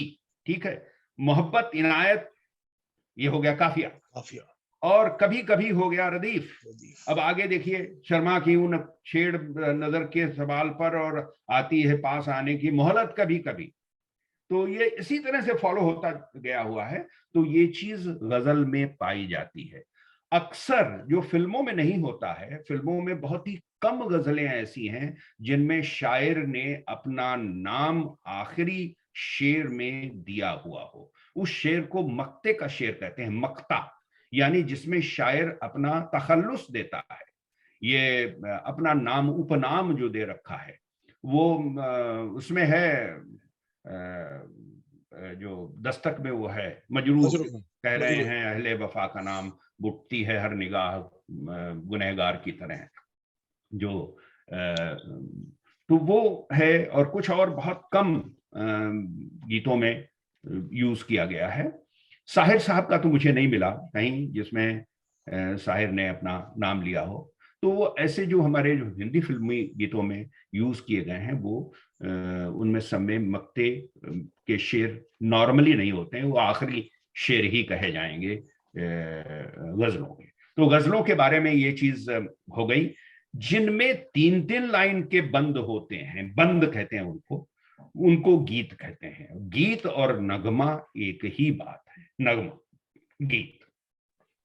जो फ्री वर्सेस होती हैं उनको नज्म कहते हैं, यानी हमारी मुक्त कविताएं जो हिंदी की हैं।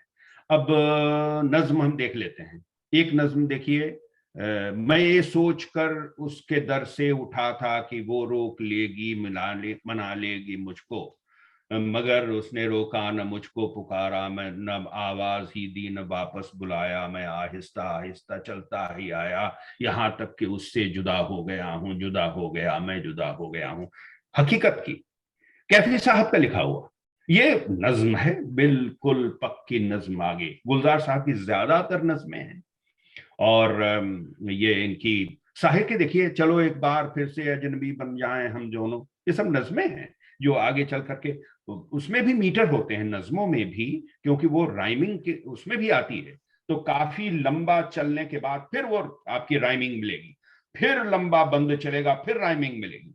तो इस तरह से रहती है limiting, because the main purpose of writing that poetry is to confine itself to that particular structure. तो इसलिए उसमें उसको नज्म कहते हैं। नज्म हो गया, नगमा हो गया, और गजल हो गई। अब देखिए, दो तीन चीजें यहाँ पे बताना बहुत जरूरी है कि हमारी हिंदी फिल्मों में और बाकी गैर फिल्मी गीतों में भी ये होता है, the style of singing is a different thing and writing is different thing. एक गजल लिखी गई, उसको जरूरी नहीं है कि उसको गजल की तरह से गाया जाए, उसको डिफरेंट स्टाइल में भी हम गा सकते हैं। एक बहुत उसका सही एग्जाम्पल है दुल्हन एक रात की फिल्म की कव्वाली। कभी है हकीकत मुंतजर नजरा मिजाज, नजरा लिबास मजाज में, कि हजारों नगमे तड़प उठे हैं तेरी जबीन न्याज में। सजदे सजदे सजदे नया, वो आगे के हजारों सजदे तड़प रहे हैं तेरी जबीन न्याज, जबीन इकबाल साहब की लिखी हुई, इकबाल साहब की लिखी हुई गजल है पूरी, और इसको कव्वाली में ढाल दिया हमारे मदन मोहन साहब ने, और बहुत अद्भुत कव्वाली है ये। आप देखिए उसको, सभी ने सुना होगा, वो इतनी सब सुंदर बहुत सी गजलों को कव्वाली में ढाला गया। ज्यादातर क्योंकि लंबे बंद होते हैं तो बहुत सी रुबाइयों के साथ भी, क्योंकि बहुत ज्यादा 5 लाइनों की जब हो जाती है तो रुबाई हो जाती है, 4 की तक्कता हो जाती है। 6 लाइन की क्या होती है? वो ये रुबाई है, 5 और 6 की भी है, वो सब रुबाई है। वो अनूप जी ने पूछा कि मेरे महबूब में यूज हुई है 6 लाइनों की। हाँ, 6 लाइन की यूज हुई है, हालांकि उसको नज्म ही हम मानेंगे। अच्छा, वो नज्म ही है, समझ लीजिए।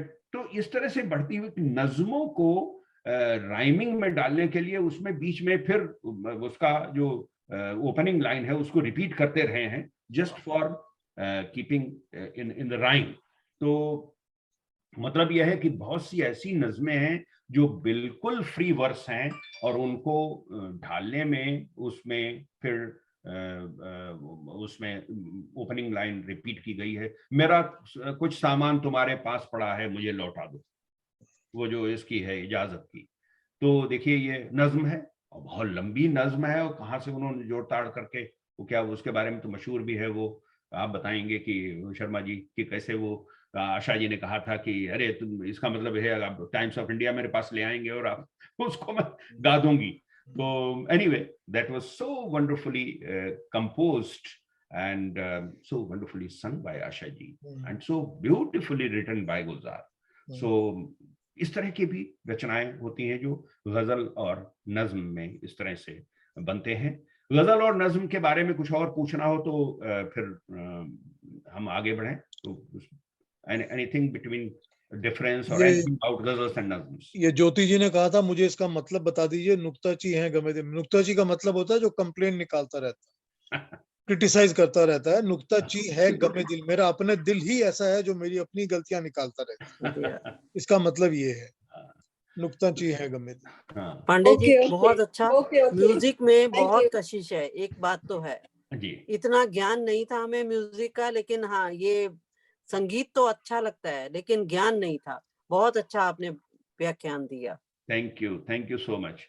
तो आगे और गजल और नज़में देखिए, जब भी कितना टाइम हो गया हम लोगों का, तो अभी 1 घंटा तो हो चुका है ना? हाँ कोई बात नहीं, और 15-20 मिनट तो कर ही सकते हैं। अच्छा अच्छा ठीक है, उसके बाद कल कंटिन्यू कर लेंगे। हाँ बिल्कुल हाँ, बिल्कुल।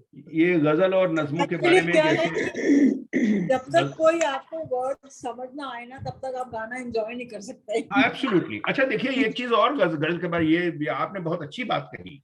जो गजल के साथ में एक और बहुत बड़ी बात है, क्योंकि गजल में हर शब्द के ऊपर कहां पर एम्फेसिस देना है ताकि उसमें उस वर्ड की, उस लफ्ज की फीलिंग्स आ जाए, तो और कितनी एम्फेसिस देना है, ये करना गायक के लिए, म्यूजिक डायरेक्टर के लिए बहुत जरूरी है। आपने देखा होगा कि गाने तो 3-3 मिनट में खत्म हो जाते हैं, गजलें बड़ी लंबी चलती हैं, और उसका मुख्य कारण यह है कि emphasis on particular words which is given. And वो देखिए, दिल में एक लहर से उठी है अभी, कोई ताजा हवा चली है अभी, तो ये देखिए कुछ लहर कुछ तरह से गाते हैं, या कुछ तरह से कहां कहां पर उसको एम्फेसिस देते हुए गाना पड़ता है। ये जगजीत सिंह साहब की देखिए आप गजलें आप सुनिए, तो उसमें किसी पर्टिकुलर वर्ड पर, किसी पर्टिकुलर आगे सेंटेंस के एंड पे या कहां पे उसको ज्यादा दबाव दे करके, एम्फेसिस दे करके गाना है, ताकि वो चीज आपके दिल में उतर जाए। ये बहुत जरूरी है, और उसका मायने भी मालूम होना चाहिए। तो इस तरह से बहुत लोग समझाते भी जाते हैं कि इसका मतलब ये है, इसका मतलब ये है, तो इससे वो you can attach your self with that particular poetry, और फिर आप उसको एंजॉय करते हैं। तो ये चीज, इसीलिए गजलों के साथ में खासतौर से ये रहती है, गजल की परिभाषा ही ये है कि वो जो खूबसूरत बात जो महबूबा से की जाए, तो वो इस तरह की, हालांकि गजलें तो डिफरेंट मूड्स की हैं, और अब तो तरह तरह की गजलें लिखी गई हैं, लेकिन बेसिकली वो it's a communication between two lovers, that kind of thing. Pande ji Mehdi Hassan की गजल भी बहुत सुंदर है। किसकी? मेहंदी हसन। हाँ एब्सोल्युटली एब्सोल्युटली। देखिए, अब होता ये है कि गजलें तो किसी ने और ने लिखी हैं, लेकिन हम लोग कहते क्या है कि हम लोग कहते क्या है, वो जगजीत सिंह की गजल, या गुलाम अली की गजल, और या वो रफी साहब की वो गजल, और या ये कहेंगे हम मेहंदी हसन साहब की वो गजल। तो ये चीजें देखिए किस तरह से अटैच हो जाती हैं सिंगर को लेकर के, although the creator is someone else, and music director, उसको पिरोने वाला भी कोई दूसरा है। बट एनीवे, तो पांडे जी मैं ये कहने वाला था आपसे कि जो गजल और कव्वाली की आपने बात कही थी, हाँ, तो मुझे मेरी एक बहुत बहुत ही प्रिय वाली है, वो है आपकी एक ही बार में फैसला हो गया। जो क्या नाम था उसका, बासु भट्टाचार्य की एक फिल्म थी, तुम्हारा कल्लू। अच्छा तुम्हारा कल्लू में एक कव्वाली यूज हुई है। अच्छा, हाँ कभी सुनिएगा वो। अच्छा। हालांकि शंकर शंभू की कव्वाली है। हाँ, तुम्हारा कल्लू फिल्म में। हाँ। और चलती है काफी देर, वो काफी लंबी है। अरे बहुत ही, इतनी सुंदर एक कव्वाली, वो एक हमें जो सबसे ज्यादा पसंद कव्वाली है, हालांकि वो सरताज कव्वालियों की तो मानी जाती है, ना तो कारवां की तलाश है, ना तो हम सफर की तलाश है। देखिए उसमें किस तरह से शाहिर साहब ने उसमें बात को सूफी कितना अंदर डाला है, और कहां से वो बहुत कठिन है डगरपन घट की और डाला है, किस तरह से उसको रोशन साहब ने कंपोज किया है, वो तो बिल्कुल अलग बात है। हमें एक और बड़ी अच्छी लगती है कव्वाली, वो है रस्ते अलग अलग हैं ठिकाना तो एक है, अच्छा मंजिल हर एक शख्स को पाना तो एक है। ये अकीदत के फूल एक फिल्म पता नहीं बन पाई नहीं बन पाई, लेकिन ये रिकॉर्ड्स जरूर रिलीज हुए थे 60s में, और फरीद टोंकी की लिखी हुई गजल है और शंकर शंभू की गाई हुई है।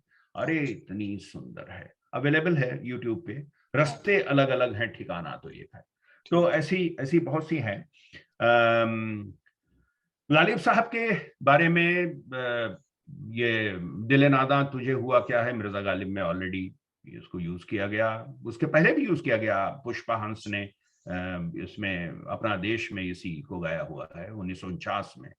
और कोई उम्मीद बर नहीं आती, ये भी पुष्पांश की गाई हुई अपना देश में है। नुक्ता ची है गमे दिल, ये तो वैसे तो यहूदी की लड़की में सहगल साहब का है, और मिर्जा गालिब में सुरैया का है। ये न थी हमारी किस्मत, ये मिर्जा गालिब में सुरैया का।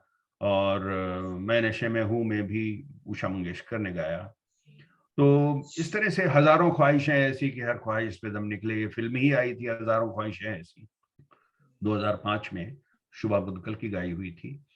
तो ऐसे बहुत सी है, बहुत पुरानी फिल्मों में है, आह को चाहिए, कम उम्र असर होने तक, सुरैया गाई हुई, मिर्जा गालिब, दिल से तेरी निगाह जिगर तक उतर गई, कारवाने हयात में, फिर मुझे दीद आए तेरा याद आया, मिर्जा गालिब की है। मीर तकी मीर की इसमें बाजार में यूज की गई थी, दिखाई दिए यूं कि बेखुद किया, 1982 खयाम साहब का म्यूजिक। दाग दहलवी की दिल लगी कोई मेरी क्या जाने, आज़ादी वतन 1940 में मलका पुखराज की गाई हुई है। अच्छी सूरत पे ये जानिसार एक फिल्म आई थी इनकी, मुजफ्फर अली की 2015 में, तो ये श्रेया घोषाल की गाई हुई है। जिगर मुरादाबादी की एक लफ्ज मोहब्बत का बेरहम में 1980 की फिल्म है, आशा भोसले अनूप जलोटा का है। और वो कब के आए भी चौरिंगी में 1942 अनीस खातून की गाई हुई है। ये जिगर मुरादाबादी के भी इकबाल साहब के मैं जिक्र कर ही चुका, सारे जहां से अच्छा कई जगह यूज किया गया उनका, ये गुलिस्तान हमारा में, आज की आवाज में, फिर इसमें हमारा घर में, ये सब बहुत से, हिंदुस्तान हमारा में कई जगह उसको यूज किया गया। और फैज साहब को तो कई फिल्मों में यूज किया गया, आज एक हर्फ को फिर ढूंढता फिरता है ख्याल, इन कस्टडी 1993 शशि कपूर और सुरेश वाडकर की आवाज में है, आज के नाम, और वो बहुत सुंदर नज्म है उनकी रेखा भारद्वाज की आवाज में। ये हैदर फिल्म में बहुत अच्छा है। अब टूट गिरेंगी, ये भी आगमन में हरिहरन और उस्ताद गुलाम मुस्तफा खां का गाया हुआ है, आगमन फिल्म में। गुलों में रंग भरे बादन और बहार चले, ये बहुत ही सुंदर नज्म है।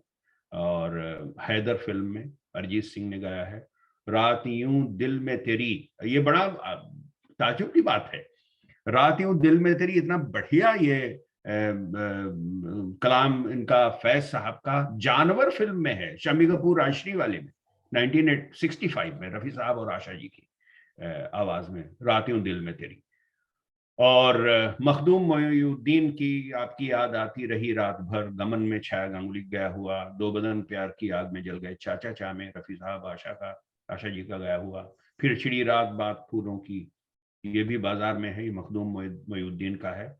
और मजाज लखनवी, यहाँ पे मजाज है लखनवी, ये ऐ गमे दिल क्या करूं, ठोकर में तरत महमूद और आशा जी का अलग अलग है।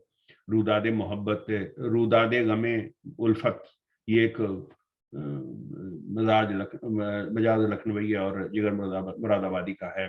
प्यासा में ही है, वो एक मुशायरे का ही पार्ट है। और मरने की दुआएं क्यों मांगूं, जीने की तमन्ना कौन करे, किशोर कुमार का पहला गाना जो है वो भी प्रोफेसर जज्बी का लिखा हुआ है। तो ऐसी अच्छी अच्छी चीजें। फिराक का वो एग्जांपल मांग रहे हैं अनूप जी, फिराक का हिंदी फिल्म में नहीं है? नहीं है, नहीं, I am at to find. Anoop ji आप बताएं, मुझे नहीं मिला कोई फिराक साहब का, मुझे नहीं मिला, हिंदी फिल्मों में नहीं है, गैर फिल्मी है। बहुत पहले से इन कदमों की आहट जान लेते हैं, बहुत से हैं, दर्द बढ़कर फुगान हो जाए, ऐसे बहुत से हैं जो जगजीत सिंह ने बहुत से गाए हुए हैं, लेकिन इसमें नहीं है। I couldn't find anything in Hindi films. अच्छा, कुछ ऐसी गजलें हैं या नज़में हैं जिनका थोड़ा सा पार्ट यूज किया गया, बड़ी लंबी लंबी गजलें हैं, जैसे मखदूम मोइनुद्दीन की है, ठोकर में जो यूज की गई है, ऐ गमे दिल क्या करूं, बहुत लंबी है, 9-10 उसमें बंद है, तो वो नज्म। और फिर जीने नाज है हिंद पर वो कहाँ है, ये भी प्यासा की बहुत लंबी नज्म। और उसमें यूज किया गया। कुछ ऐसे हैं जिनमें सिर्फ मुखड़ा यूज किया गया ओरिजिनल पोइट्री का, और उसके बाद फिर बात को जो फिल्म का शायर था या लिरिसिस्ट था उसने अपने आप उसने डेवलप किया उसको। जैसे दिल ढूंढता है फिर वही फुर्सत के रात दिन, ये ओरिजिनली ये पार्ट है गालिब साहब का, लेकिन मौसम में इसको गुलजार साहब ने लिखा और पूरी नज्म। और तेरी आंखों के सिवा दुनिया में रखा क्या है, ये मुझसे पहली सी मोहब्बत मेरे महबूब न मांग, नूरजहां जी का गाया हुआ बहुत बहुत अच्छी सी ये नज्म है और फैज अहमद फैज की लिखी हुई। तो ये जब राज खोसला ने कहा कि मुझे इस तरह का एक चाहिए चिराग फिल्म में, क्योंकि आंखों के बारे में कुछ कहना है, तो फिर मजरूह साहब ने कहा कि इसके लिए परमिशन लेनी पड़ेगी हमें फैज साहब से। तो फैज साहब से उन्होंने लिख करके परमिशन मांगी और फिर उन्होंने परमिशन उसकी दी कि आप इस इतने पार्ट को आप एक्सपेंड कर लीजिए। तब उन्होंने लिखा तेरी आंखों के सिवा दुनिया में रखा क्या है, मजरूह साहब, और ओरिजिनल वही है। और इस तरह से बहुत से हैं, दिल मुझे ऐसी जगह ले चल जिसमें यूज किया गया, रही है अब ऐसी जगह जहां को चलकर जहां कोई ना हो। सिर्फ इसमें एक बात है पांडे जी, हाँ, ये लिख के परमिशन मांगने वाले काम में गुलजार साहब नहीं कर सके गालिब से। एब्सोल्युटली। और ये उनसे भी नहीं कर सके, ये क्या कहते हैं हमारे अरे जो हमारे जिहाले मिस्की मुकुम्बरन जिहाले मस्की में भी उसमें भी नहीं कर सके। फिर छाप तिलक सब छीनी, ये सब देखिए, इस बात को बहुत किए गए जिनका बात को यूज किया गया। और फिर बहुत से हमारे इंस्पायर्ड फिलॉसफी से बहुत से ले लिए, लेकिन लिखा तो ओरिजिनल ही है। मैं जिंदगी का साथ निभाता चला गया, ये श्रीमद् भागवत गीता से लिया। ओ वर्षा के पहले बादल मेघदूतम से लिया, वो अषाढ़ के पहले बादल फिर ये कवि कालिदास में लिया। और इसी तरह से अमीर खुसरो के बारे में जो मैं बात कर रहा था, छाप तिलक सब चीनी, और तो इसमें तो जो मैं जानती बिसरत है सैया घूंटा में आग लगा लेती, ये भी उनकी जो है पोइट्री है, उनसे लिया गया। तो इस तरह से बहुत से यूज किए गए। जो लिटरेरी क्रिएशंस पोएट्स और शायर ने, जो हमारे पोएट्स थे, जो फिल्मों में आने के बाद हमें ऐसा लगता है कि अगर वो बाहर रह गए होते तो शायद इतने मशहूर नहीं हो पाते जितने कि वो फिल्मों में आने के बाद मशहूर हुए।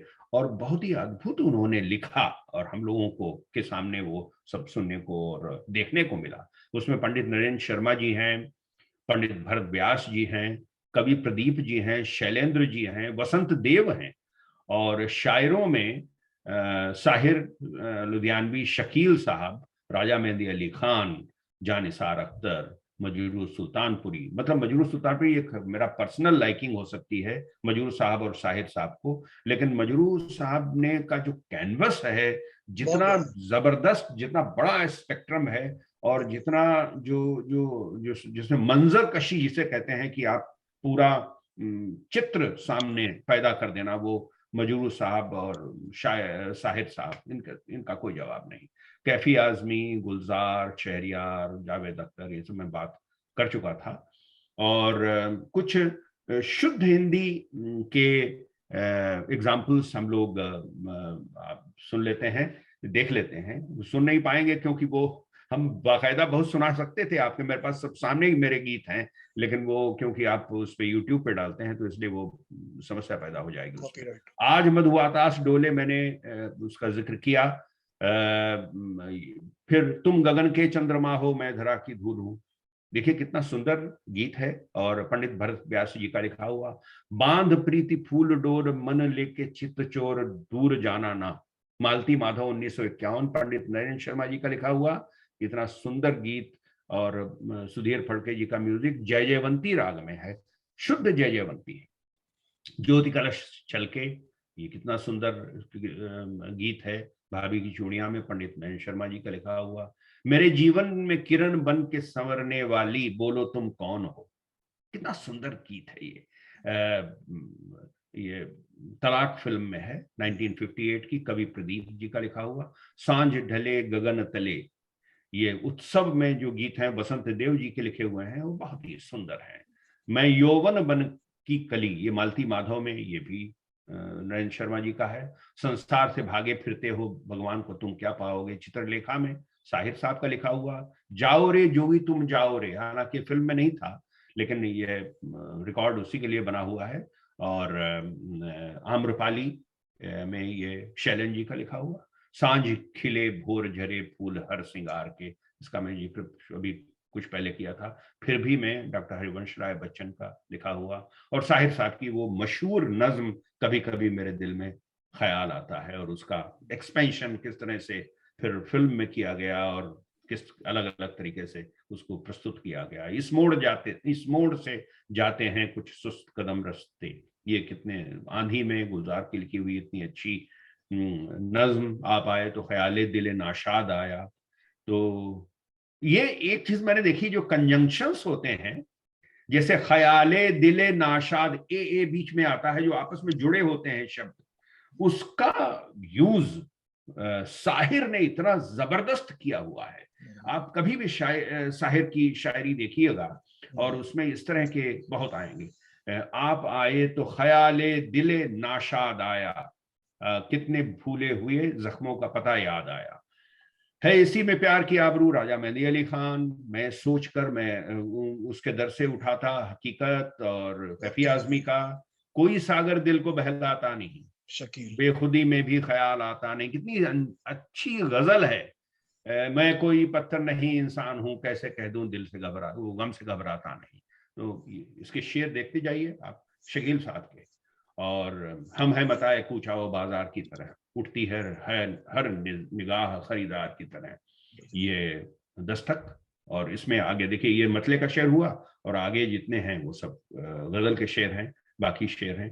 तो ये दस्तक में तो ये सब रहे। नीरज के देखिए कितने अच्छी नज़में, ऐ भाई जरा देख के चलो, फूलों के रंग से, दिल के कलम से, दिला शायर है, गमाज नगमा है। ये सब नीरज के। पंडित भरत व्यास देव जी की एक वो है, कवि राजा कविता के तुम मत टांग मरोड़ो, धंधे की कुछ बात करो, कुछ पैसे जोड़ो, ये नवरंग में है, इतना बहुत बढ़िया गीत है वो। और प्रेम पर्वत में जानिसार अख्तर साहब, ये दिल और उनकी निगाहों के साए, इतना सुंदर पहाड़ी में निबद्ध ये रचना है, लता जी की आवाज में, जयदेव साहब का म्यूजिक है। और जिंदगी जब भी तेरी बज़्म में लाती है हमें, इतनी अच्छी शहरियार की ये नज्म है, जो कि उमराव जान में उसका प्रयोग किया गया। और तो इस तरह से बहुत जानिसार अख्तर की एक कमाल की रजिया सुल्तान में है, हाँ, ए दिले नादा। अरे क्या बात है। अच्छा, एक बड़ा कमाल की चीज हम आपको बताते हैं, जानिसार अख्तर साहब ने एक फिल्म भी प्रोड्यूस की थी, हाँ, बहू बेगम, 1967 में। मीना कुमारी, अशोक कुमार और प्रदीप कुमार कॉम्बिनेशन था। और उसमें जितने भी गीत हैं सब साहिर के हैं, साहिर के लिखे हुए हैं। तो ऐसी चीजें भी हुई हैं। बहुत से हम एक आपको बड़ा प्यारा, बड़ा फेवरेट मेरा है जानिसार अख्तर का। हाँ, दिल लेके कहा था तुमने कि संभालेंगे इसे, हाँ, अगर मचलेगा कभी तो सीने से लगा लेंगे इसे। उफ, क्या उसकी फीलिंग है बताइए मुझे। बहुत ही ब्यूटीफुल है। Yes yes yes. अच्छा, तो ये अच्छा कुछ देखिए, हमें बहुत सी राइमिंग से ऐसे वर्ड्स भी सुनने को मिले जो शायद हम लोग नहीं सुन पाते, क्योंकि अगर बहुत उर्दू जानते होते या उसमें होते तो जरूर सुन सकते थे। अब सनम जैसे वर्ड है, सनम, तो ये अब वैसे तो कहाँ हम लोग सुन पाते। जानम, जिंदगानी, जान, जाने जाना, दिलबर, दिलदार, दिल, धड़कन, हुस्न, इश्क, प्यार, मोहब्बत, सैया, साजन, सजनी, पिया, प्रीत, नजर, चांद, चांदनी, ये सब देखिए, ये सब कविताओं के शब्द हैं, ये शायरी के वर्ड्स हैं जिनमें ये सब यूज हुआ है। दीवानगी तो सबसे ज्यादा यूज होता है। जी जी जी, दीवानगी। so these are the things. Pandey ji, देखिए कुछ इसमें गड़बड़ियां भी हुई है मेरे हिसाब से। मैंने डिस्कस भी बहुत लोगों से किया, गड़बड़ियां क्या हुई, सांस जो है उसको मैस्कुलिन में यूज कर दिया। वैसे मेरी सांसों को जो महका रही है ये तो बिल्कुल ठीक है, लेकिन रुक जाएगा सांस मेरा, ये मुझे नहीं समझ में आया। हालांकि जावेद अनवर का लिखा हुआ है, जावेद अनवर मतलब मनोहर खन्ना, यानी उषा खन्ना जी के फादर, उन्हीं का वो जो निकनेम था। तो बहुत अच्छे उन्होंने गीत लिखे हुए हैं। तो रुक जाएगा सांस मेरा, अब उसको ये बेसिकली तो सांस फेमिनिन जेंडर है। और इसी तरह से अब देखिए माना जनाब ने पुकारा नहीं, अब इसको it is being addressed to a female, जनाब इज नॉट फीमेल। मेरे महबूब तुझे मेरी मोहब्बत की कसम, इसको महबूबा को एड्रेस किया गया, हालांकि दोनों को किया गया है, from female to male, male to female, both. और जिस गली में तेरा घर ना हो बालमा, तो बालमा भी वो फीमेल के लिए normally from female to male use किया जाता है। But anyway, such type of experiments which have been done, still जो सब बहुत अच्छे हम लोगों को गीत लगते हैं। ये तो मान लिया बात को वो नुक्ताची करने की बात हो गई, जो नहीं करना चाहिए ये नहीं, लेकिन ये खाली मैं इसलिए मैं आपको पांडे जी एक बात पूछनी थी आपसे। पांडे जी ये बताइए कि प्यार शब्द में और मोहब्बत शब्द में फर्क क्या है? मतलब मोहब्बत ही ना जो समझे वो जालिम प्यार क्या जाने। हाँ, अब देखिए ये दोनों जगह आई डोंट थिंक इसमें अब इसके एक्सटेंट के बारे में ही सिर्फ है। प्यार इज डेफिनेटली उसका एक्सपेंस बहुत ज्यादा है कंपेयर टू मोहब्बत। मोहब्बत has limited expanse compare to प्यार। प्यार बहुत लंबा है, मेरे जहन में यही आ रहा है, जगह जगह पे इसी तरह से यूज किया गया है। मोहब्बत हैज लिमिटेड कॉनोटेशंस। तो मुझे लग रहा है, और कोई इस बारे में प्रकाश डालना चाहे तो जरूर बताएं। ये अनूप जी, आप कुछ बताना चाहेंगे इसके बारे में, प्यार और मोहब्बत के बारे में? पीयूष जी को बहुत मजाकिया जवाब दे रहे हैं। क्या? आप हिंदी समझे चाहे उर्दू, हाँ, मीनिंग एक ही है।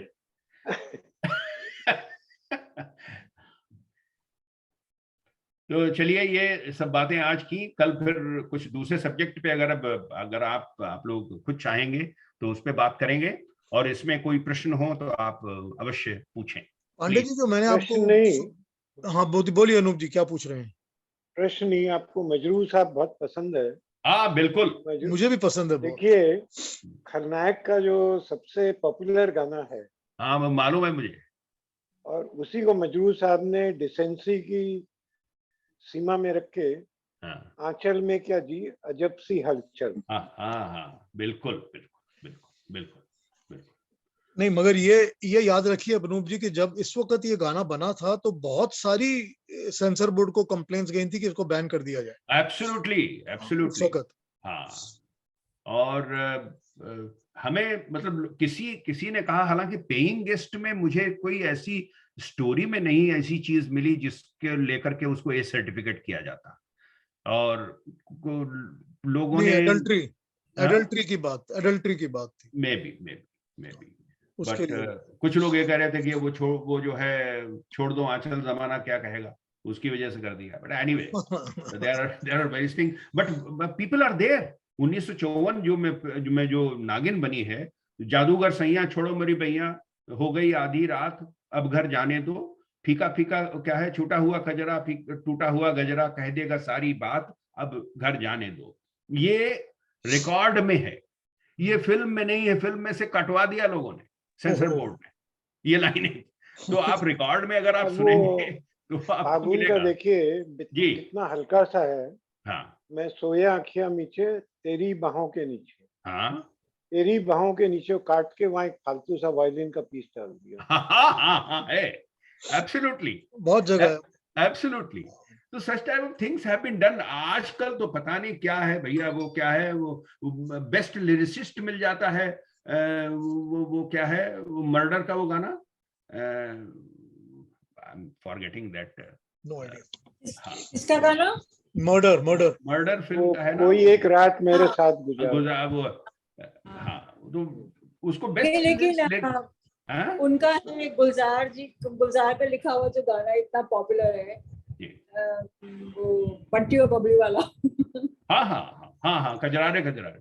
कजरारे, हाँ, इतना ज़्यादा पॉपुलर गाना है। हाँ, I think it's very well written. हाँ, yes. So all these things they are there. People are writing even now, and very good lyrics people are writing. But again, the requirement of the film, requirement जब producer ही कहेगा हमें ये सब नहीं चाहिए, तो कौन देगा आपको? गजलें थोड़ी कोई देने लगेगा कोई, वो उसमें गली बॉय में फिर वो उसी तरह की चीजें होंगी जो कि रैप में होती है। हाँ, ठीक बात। पांडे जी, मैंने जो आपको कल भेजा था वो आपने पहले सुना हुआ था, बाहरें फिर भी आएंगी वाला? नहीं, अच्छा, वो हमें देख नहीं पाया मैं कल। अच्छा, कल वाला मैं नहीं देख पाया। वो क्या है वो? बाहरें फिर भी आएंगी जो फिल्म थी, वो एस डी बर्मन को ऑफर हुई थी फिल्म बनाने के लिए। अच्छा, और बर्मन साहब ने उसका टाइटल म्यूजिक बनाया और टाइटल सॉन्ग बनाया, जैसा कि गुरुदत्त ने मांगा था। हाँ। लेकिन उसके बाद उनको हार्ट की प्रॉब्लम हो गई तो हॉस्पिटलाइज हो गए, तो फिर उन्होंने बंद कर दिया, कहा कि या तो वेट करो या किसी और को ले लो। तो उन्होंने ओपी नैयर के साथ फिल्म को कंप्लीट कर लिया। उसी गाने को बाद में ज्वेल थीफ में यूज किया गया। I will listen to it. मैं वो सुन नहीं पाया। मैं आपको सुनाता हूँ, अभी सुन लीजिए। ये अभी सर्कुलेशन में है। हाँ, ये बताइए फिल्म के हीरो पर सूट करता क्या ये गाना? क्योंकि इसकी फिल्म की स्टोरी तो पुरानी प्रेसिडेंट वाली कहानी है। या तो ये गाना फिर जॉनी वॉकर पर आता बाहर है? नहीं, पर वो ट्रेन में शूट होता ना गाना, तो ट्रेन का है ना, ट्रेन का म्यूजिक चल रहा है ना साथ साथ।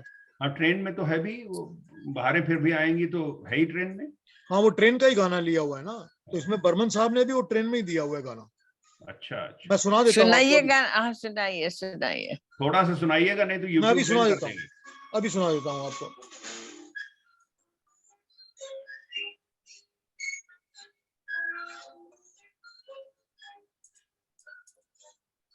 ये उसका टाइटल म्यूजिक है। कहीं भी जाते है दिल के राही चल, अकेला कोई न तेरा साथी हो, कहीं भी जाती हो, है दिल के राही चल, अकेला चल, कोई न तेरा साथी हो, कहीं भी जाती हो, है दिल के राही चल, अकेला चल।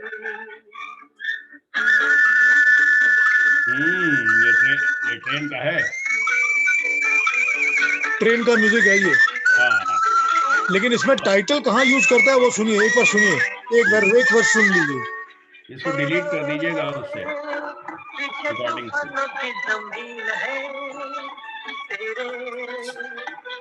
आगे पहाड़ों का यकीन है, क्या बात तेरे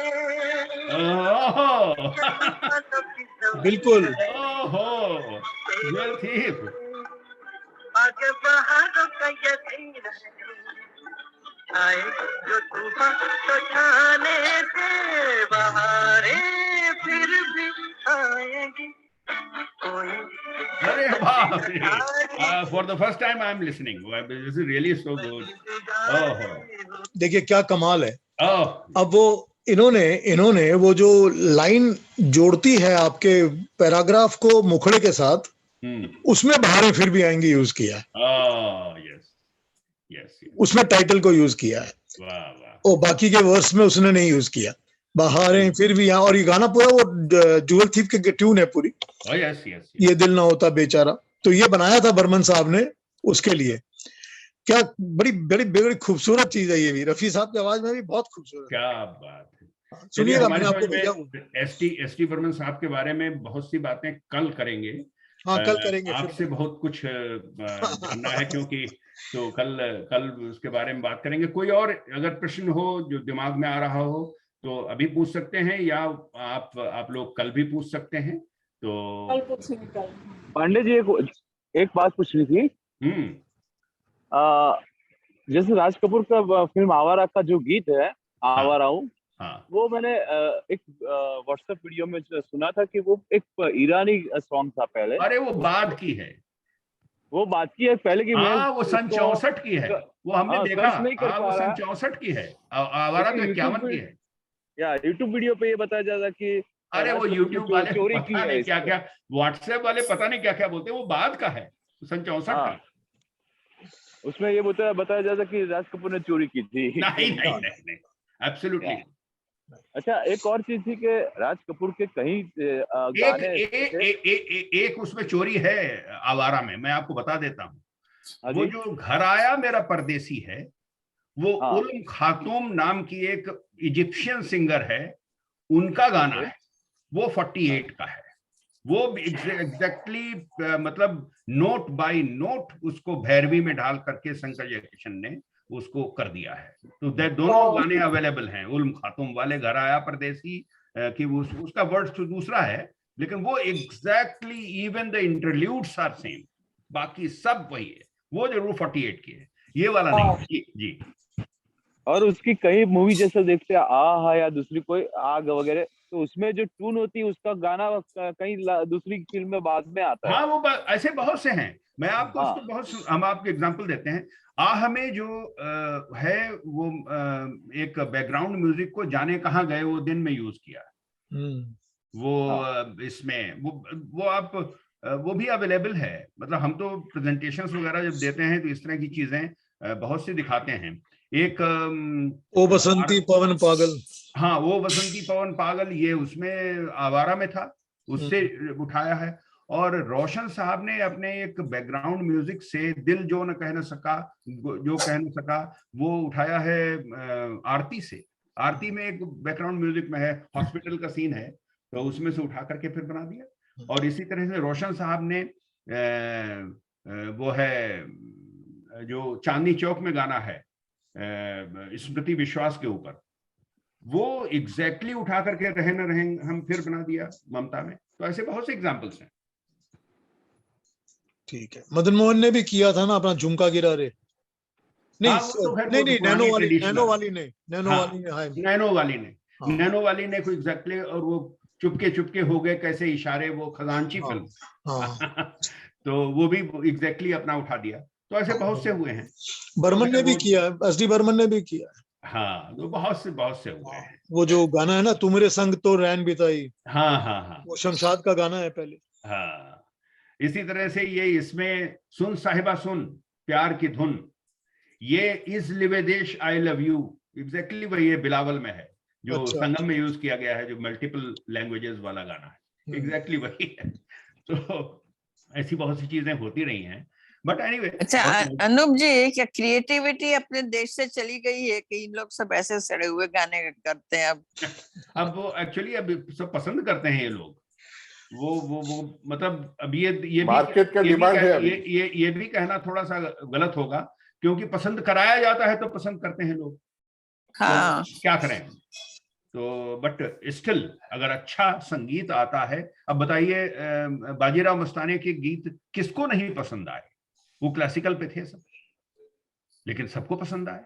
तो पसंद कराया जाए तो जरूर पसंद करेंगे, और फिर उल्टा सीधा म्यूजिक अगर बना करके सबको दिया जाएगा तो अब मतलब हम लोगों के पास चारा क्या है, या तो उसको न सुने बिल्कुल ही, या सुने तो वही सुनने को मिलेगा। एक्टर लोग भी तो उल्टे सीधे हैं आजकल तो। एग्जैक्टली। बाली जी, आप कुछ कहना चाहते हैं? नहीं, वही इंदिरा जी जो पूछे कि क्रिएटिविटी खत्म हो गया, I think creativity is there, but अभी लोगों का जो डिमांड है वो कुछ चटपटा, शॉर्ट, स्वीट, ये दुख की बात है, बट यही तो है अभी। So as a producer, why somebody put money on those songs which are not going to sell? Absolutely. But अभी भी लोग हैं जो अच्छे गाने को पसंद करते हैं, वो थैंक गॉड स्टिल गाते भी हैं। That's true. और आई थिंक जो पांडे जी कर रहे हैं, ये अगर नेक्स्ट जनरेशन नहीं पहुंचेगा तो भूल जाएंगे ऐसा कुछ था, हमारा धरोहर ऐसा कुछ था. So I think the moment we share with younger generation, I'm sure there will be a lot of interest and it will continue. Pande ji, मुझे आपसे ये पूछना था, आपका जो जितना भी रिसर्च है, आपका जो भी ऑडियो क्लिप्स है, what is your plan going forward? You want to create a repository and put this, or you want some help from some of us where we can give our labor or some sorting for you, some way we can be involved in that process? Absolutely, absolutely. देखिए, ये जो मैंने हिंदी सिने राग encyclopedia 5 volume में उसको बना करके अब it is available on the Amazon also it is available. And it is an analysis of 20,000 songs till 2020. I could have continued further also, but that will mean कि उसमें थोड़े बहुत और नए गानों का डाल करके, या जो हमने 2017 में पहले निकाली उसके बाद फिर हमने इसका जो अभी निकाला अंग्रेजी में, ताकि वो बहुत वॉल्यूमिनस ना हो जाए, तो वो इसलिए 5 वॉल्यूम में इसको निकाला. और फिर ये सोच करके कि चलिए अब 20 पे इसको विल सील इट, कि अब आगे और करने की आवश्यकता मुझे नहीं लगती, उतना बहुत है. अगर कुछ आगे ऐड करेंगे तो उसमें पुराने गाने ही जो कुछ थोड़े बहुत छूटे हुए हैं, जो वर्थ एडिशन थे, वो मैंने इसमें डाल दिए. 2017 के बाद 3000 गानों का इसमें एडिशन किया, लेकिन फिर भी उसको मैंने सील किया हुआ है दैट वे.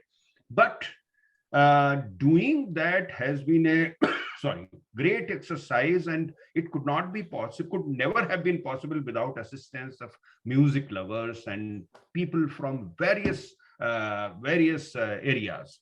तो उन सब लोगों ने मुझको उपलब्ध कराए, और बहुत से लोग मेरे साथ, जो पूरी टीम बैठी, 5 लोग हारमोनियम लेकर के बैठते थे और पूरा सब एनालिसिस करते थे.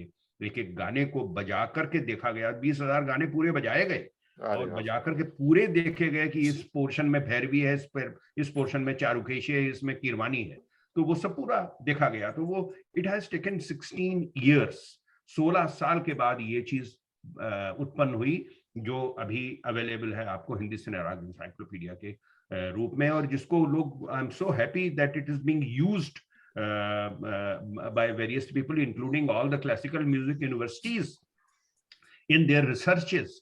और 11 लोगों ने PhD कंप्लीट कर ली है, 5 अभी कर रहे हैं. And there are many who keep asking me, and मैं उनको करता जा रहा हूँ. That is one part of it. But at the same time मुझसे बहुत से लोगों ने कहा कि साहब आपने हिंदी फिल्मों को कर लिया, लेकिन गैर फिल्मी बहुत से बाकी पड़े हुए हैं. तो मैंने फिर वो काम भी 5 वर्ष पूर्व साइमल्टेनियसली शुरू कर दिया था, और उसमें से भी मैंने गीत, गजल, ठुमरियां और भजन, ये 4 चीजों को लेकर के जितने भी क्लासिकल सिंगर्स हैं उनके, सेमी क्लासिकल सिंगर्स हैं उनके, और गजल सिंगर्स हैं उनके, और ठुमरी सिंगर्स हैं, सब के मैंने ढूंढ करके करीब 212 सिंगर का मैंने अभी तक जो ढूंढ पाए और इकट्ठा कर पाए, उनकी मैंने एनालिसिस की है 8000 गीतों की. बहुत ज्यादा सिंगर्स अभी भी बहुत से छूट गए हैं, और मैं उसमें बराबर चाहता रहता हूं कि किसी के पास भी अगर MP3 फॉर्मेट में गीत अवेलेबल हैं तो मुझे अवश्य दे दें, क्योंकि मैं उनको बैठ करके बजा करके अपनी टीम के साथ उनकी प्रॉपर एनालिसिस कर लूंगा. अभी मैंने टीम बनाई हुई है, आगे का कोई ठिकाना नहीं है, बन पाएगी, कोई और करेगा या नहीं करेगा मुझे मालूम नहीं, लेकिन मैं करता रहूंगा इसको जब तक ये कंप्लीट नहीं हो जाता. मैंने 500 गजलें जगजीत सिंह की हुई हैं कंप्लीट, और जब कुछ नहीं मिला तो छोड़ दिया. हमने कहा जितना भी मुझे मिलता जाता है, I could complete only 30% of Hindi film songs, but I have been able to do at least 80 to 90% of non-film songs of some of the singers. जो छूट गए वो छूट गए, फिर भी जो भी मुझे मिल जाता है मैं उसका 100% एनालिसिस कर लेता हूं. अभी कल परसों लता जी का मुझे मिला, लता जी का करीब वैसे मैंने गैर फिल्मी करीब 250 गानों का किया हुआ है, और इसी तरह से आशा जी का भी इतना किया हुआ है. रफी साहब के तो करीब करीब पूरे ले लिए हैं, जितने भी केएल सहगल साहब के, विद्यानाथ सेठ के, डीके इनके, दिलीप कुमार राय जी के, और NL पुरी साहब के, जितना भी छोटे छोटे भी जहां थोड़े बहुत 2 ही 4 मिलते हैं वो भी मैंने कर डाले. कृष्णा कल्ले के ढूंढ रहा था वो मिल गए, कमल बारोट के गैर फिल्मी ढूंढ रहा था वो मिल गए, जगजीत कौर साहिबा की मैं ढूंढ रहा था वो मिल गए. प्रकाश कौर की अभी मुझे किसी ने भेज दी, तो वो भी 4-5 गाने हैं, लेकिन वो भी मैं कर रहा हूँ। मेरी रिक्वेस्ट आपसे यही है कि अगर कहीं भी आपके पास गैर फिल्मी गीतों का कलेक्शन हो तो मुझसे जरूर शेयर करें, और उसको कम से कम मैं उसकी एनालिसिस करके मैं वो किताब के फॉर्म में ले आऊंगा, ताकि ये पोस्टरिटी के लिए रहे ये एनालिसिस। वो तो हाँ, तो तो आप I put in this request in my WhatsApp group कि अच्छा आपने जो बताया अमेज़न का, पीयूष जी अगर आप ग्रुप में डाल देंगे उसका लिंक, तो अमेज़न में जाके हम लोग उसको खरीद सकते हैं, देख सकते हैं। किस में डालेंगे? नहीं अमेज़न में जो आपने डाला है वो अमेज़न में। अच्छा हाँ, वो दैट इज अवेलेबल। एंड देखिए, मैं आपको बताता हूँ, ये मेरा कोई भी बिजनेस प्रोपोजिशन नहीं रहा है। मैंने after my retirement I took out money out of my settlement savings, and उससे मैंने ये शुरुआत की, और मैंने बहुत से पब्लिशर्स को कांटेक्ट किया, तो वो बहुत इसकी ज्यादा कीमत रखने वाले थे। कहने लगे साहब 25,000 कीमत इसकी रखेंगे, आप छापिए इसको। हमने कहा कि मेरा पर्पस है इस लोगों तक पहुंच जाए, मुझे कोई नहीं है इसमें। तो उससे ये हुआ कि पहला 3 वॉल्यूम निकाले, फिर उससे कुछ बचत हुई तो मैंने 2 वॉल्यूम और फिर निकाले, फिर उससे बचत हुई तो फिर मैं अब पूरे 5 वॉल्यूम कर पाया। अब थोड़ी और सेविंग हुई है, तब मैं ये कर पा रहा हूँ। उस मेरे मतलब as a pledge I am not using that money earned out of this in any other thing except for this. So that it keeps growing. That is commendable. जा रहा That is commendable. और ये Amazon पे available है, हिंदी सिने राग encyclopedia. Just a minute, let me लिख लेता हूँ। हिंदी सिने राग इंसाइक्लोपीडिया। ओके, बस हिंदी सिने राग पे भी डाल देंगे तब भी मिल जाएगी, हिंदी सिने राग इंसाइक्लोपीडिया। और इसके हिंदी सिने राग इंसाइक्लोपीडिया, हिंदी सिने CINE राग RAAG राग इंसाइक्लोपीडिया। इसके वॉल्यूम 1 और 2 वो है कि आपको किसी गीत का राग जानना है तो वो पता चल जाएगा, यानी इट इज उसमें अल्फाबेटिकल ऑर्डर में A से लेके Z तक गानों के हिसाब से टेबल दी हुई है पूरी। यानी टेबल किस तरह से है, गाने का मुखड़ा, फिर film, year of release of the film, गायक कलाकार, गीतकार, संगीतकार, scale of the song, root note C# है, D है, E है, और उसके बाद ताल जो उसमें यूज की गई है, ताल या तालें, कि उसमें 3 ताल है, तादरा है या कहरवा है, और उसके बाद रागों का सीक्वेंस क्या है कि उसमें कौन कौन से राग आते हैं, किरवानी प्लस नटभैरवी है या भैरवी प्लस खमाज है, तो उसको इस तरह से मैंने लिखा हुआ है। That has been the order.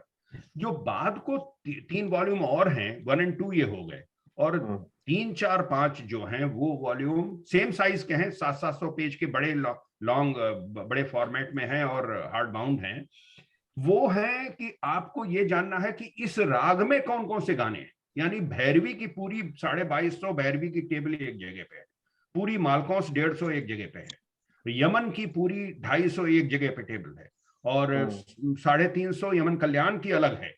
तो इस तरह से मैंने 174 राग जो मुझे मिले हैं हिंदी फिल्म संगीत में, उन 174 टेबल्स अलग अलग हैं। वो 3 वॉल्यूम बाद को जो मैंने निकाले हैं, उसके साथ में और भी कुछ मैंने 30 टेबल्स और भी दे दी हैं, कि जैसे लोरियों की टेबल एक है, भजनों की पूरी टेबल है 800 भजन, कव्वालियों की 550 कव्वालियों की टेबल अलग है, नज्मों की अलग है, गजलों की अलग है, करीब उसमें गजलें भी मैंने 700 गजलें निकाली हुई हैं, तो उसकी अलग अलग टेबल है।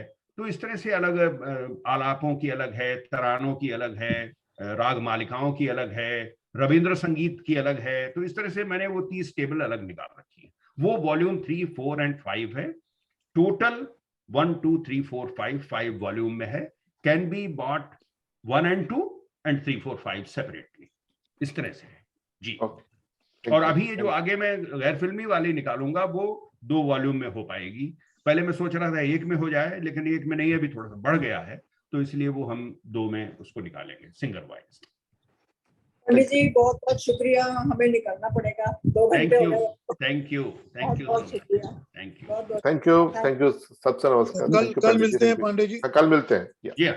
Thank you. बहुत बहुत जानना मिला, बहुत बहुत जानना मिला, इतना तो कभी पता ही नहीं था मेरे को। Thank you so much, thank you. Thank you Pandey ji, thank you. अच्छा, नमस्ते, थैंक यू एवरीबॉडी, कल ज्वाइन करिए। नमस्ते। नमस्ते पीयूष जी, नमस्ते एवरीबॉडी। नमस्ते, कल ज्वाइन करिए।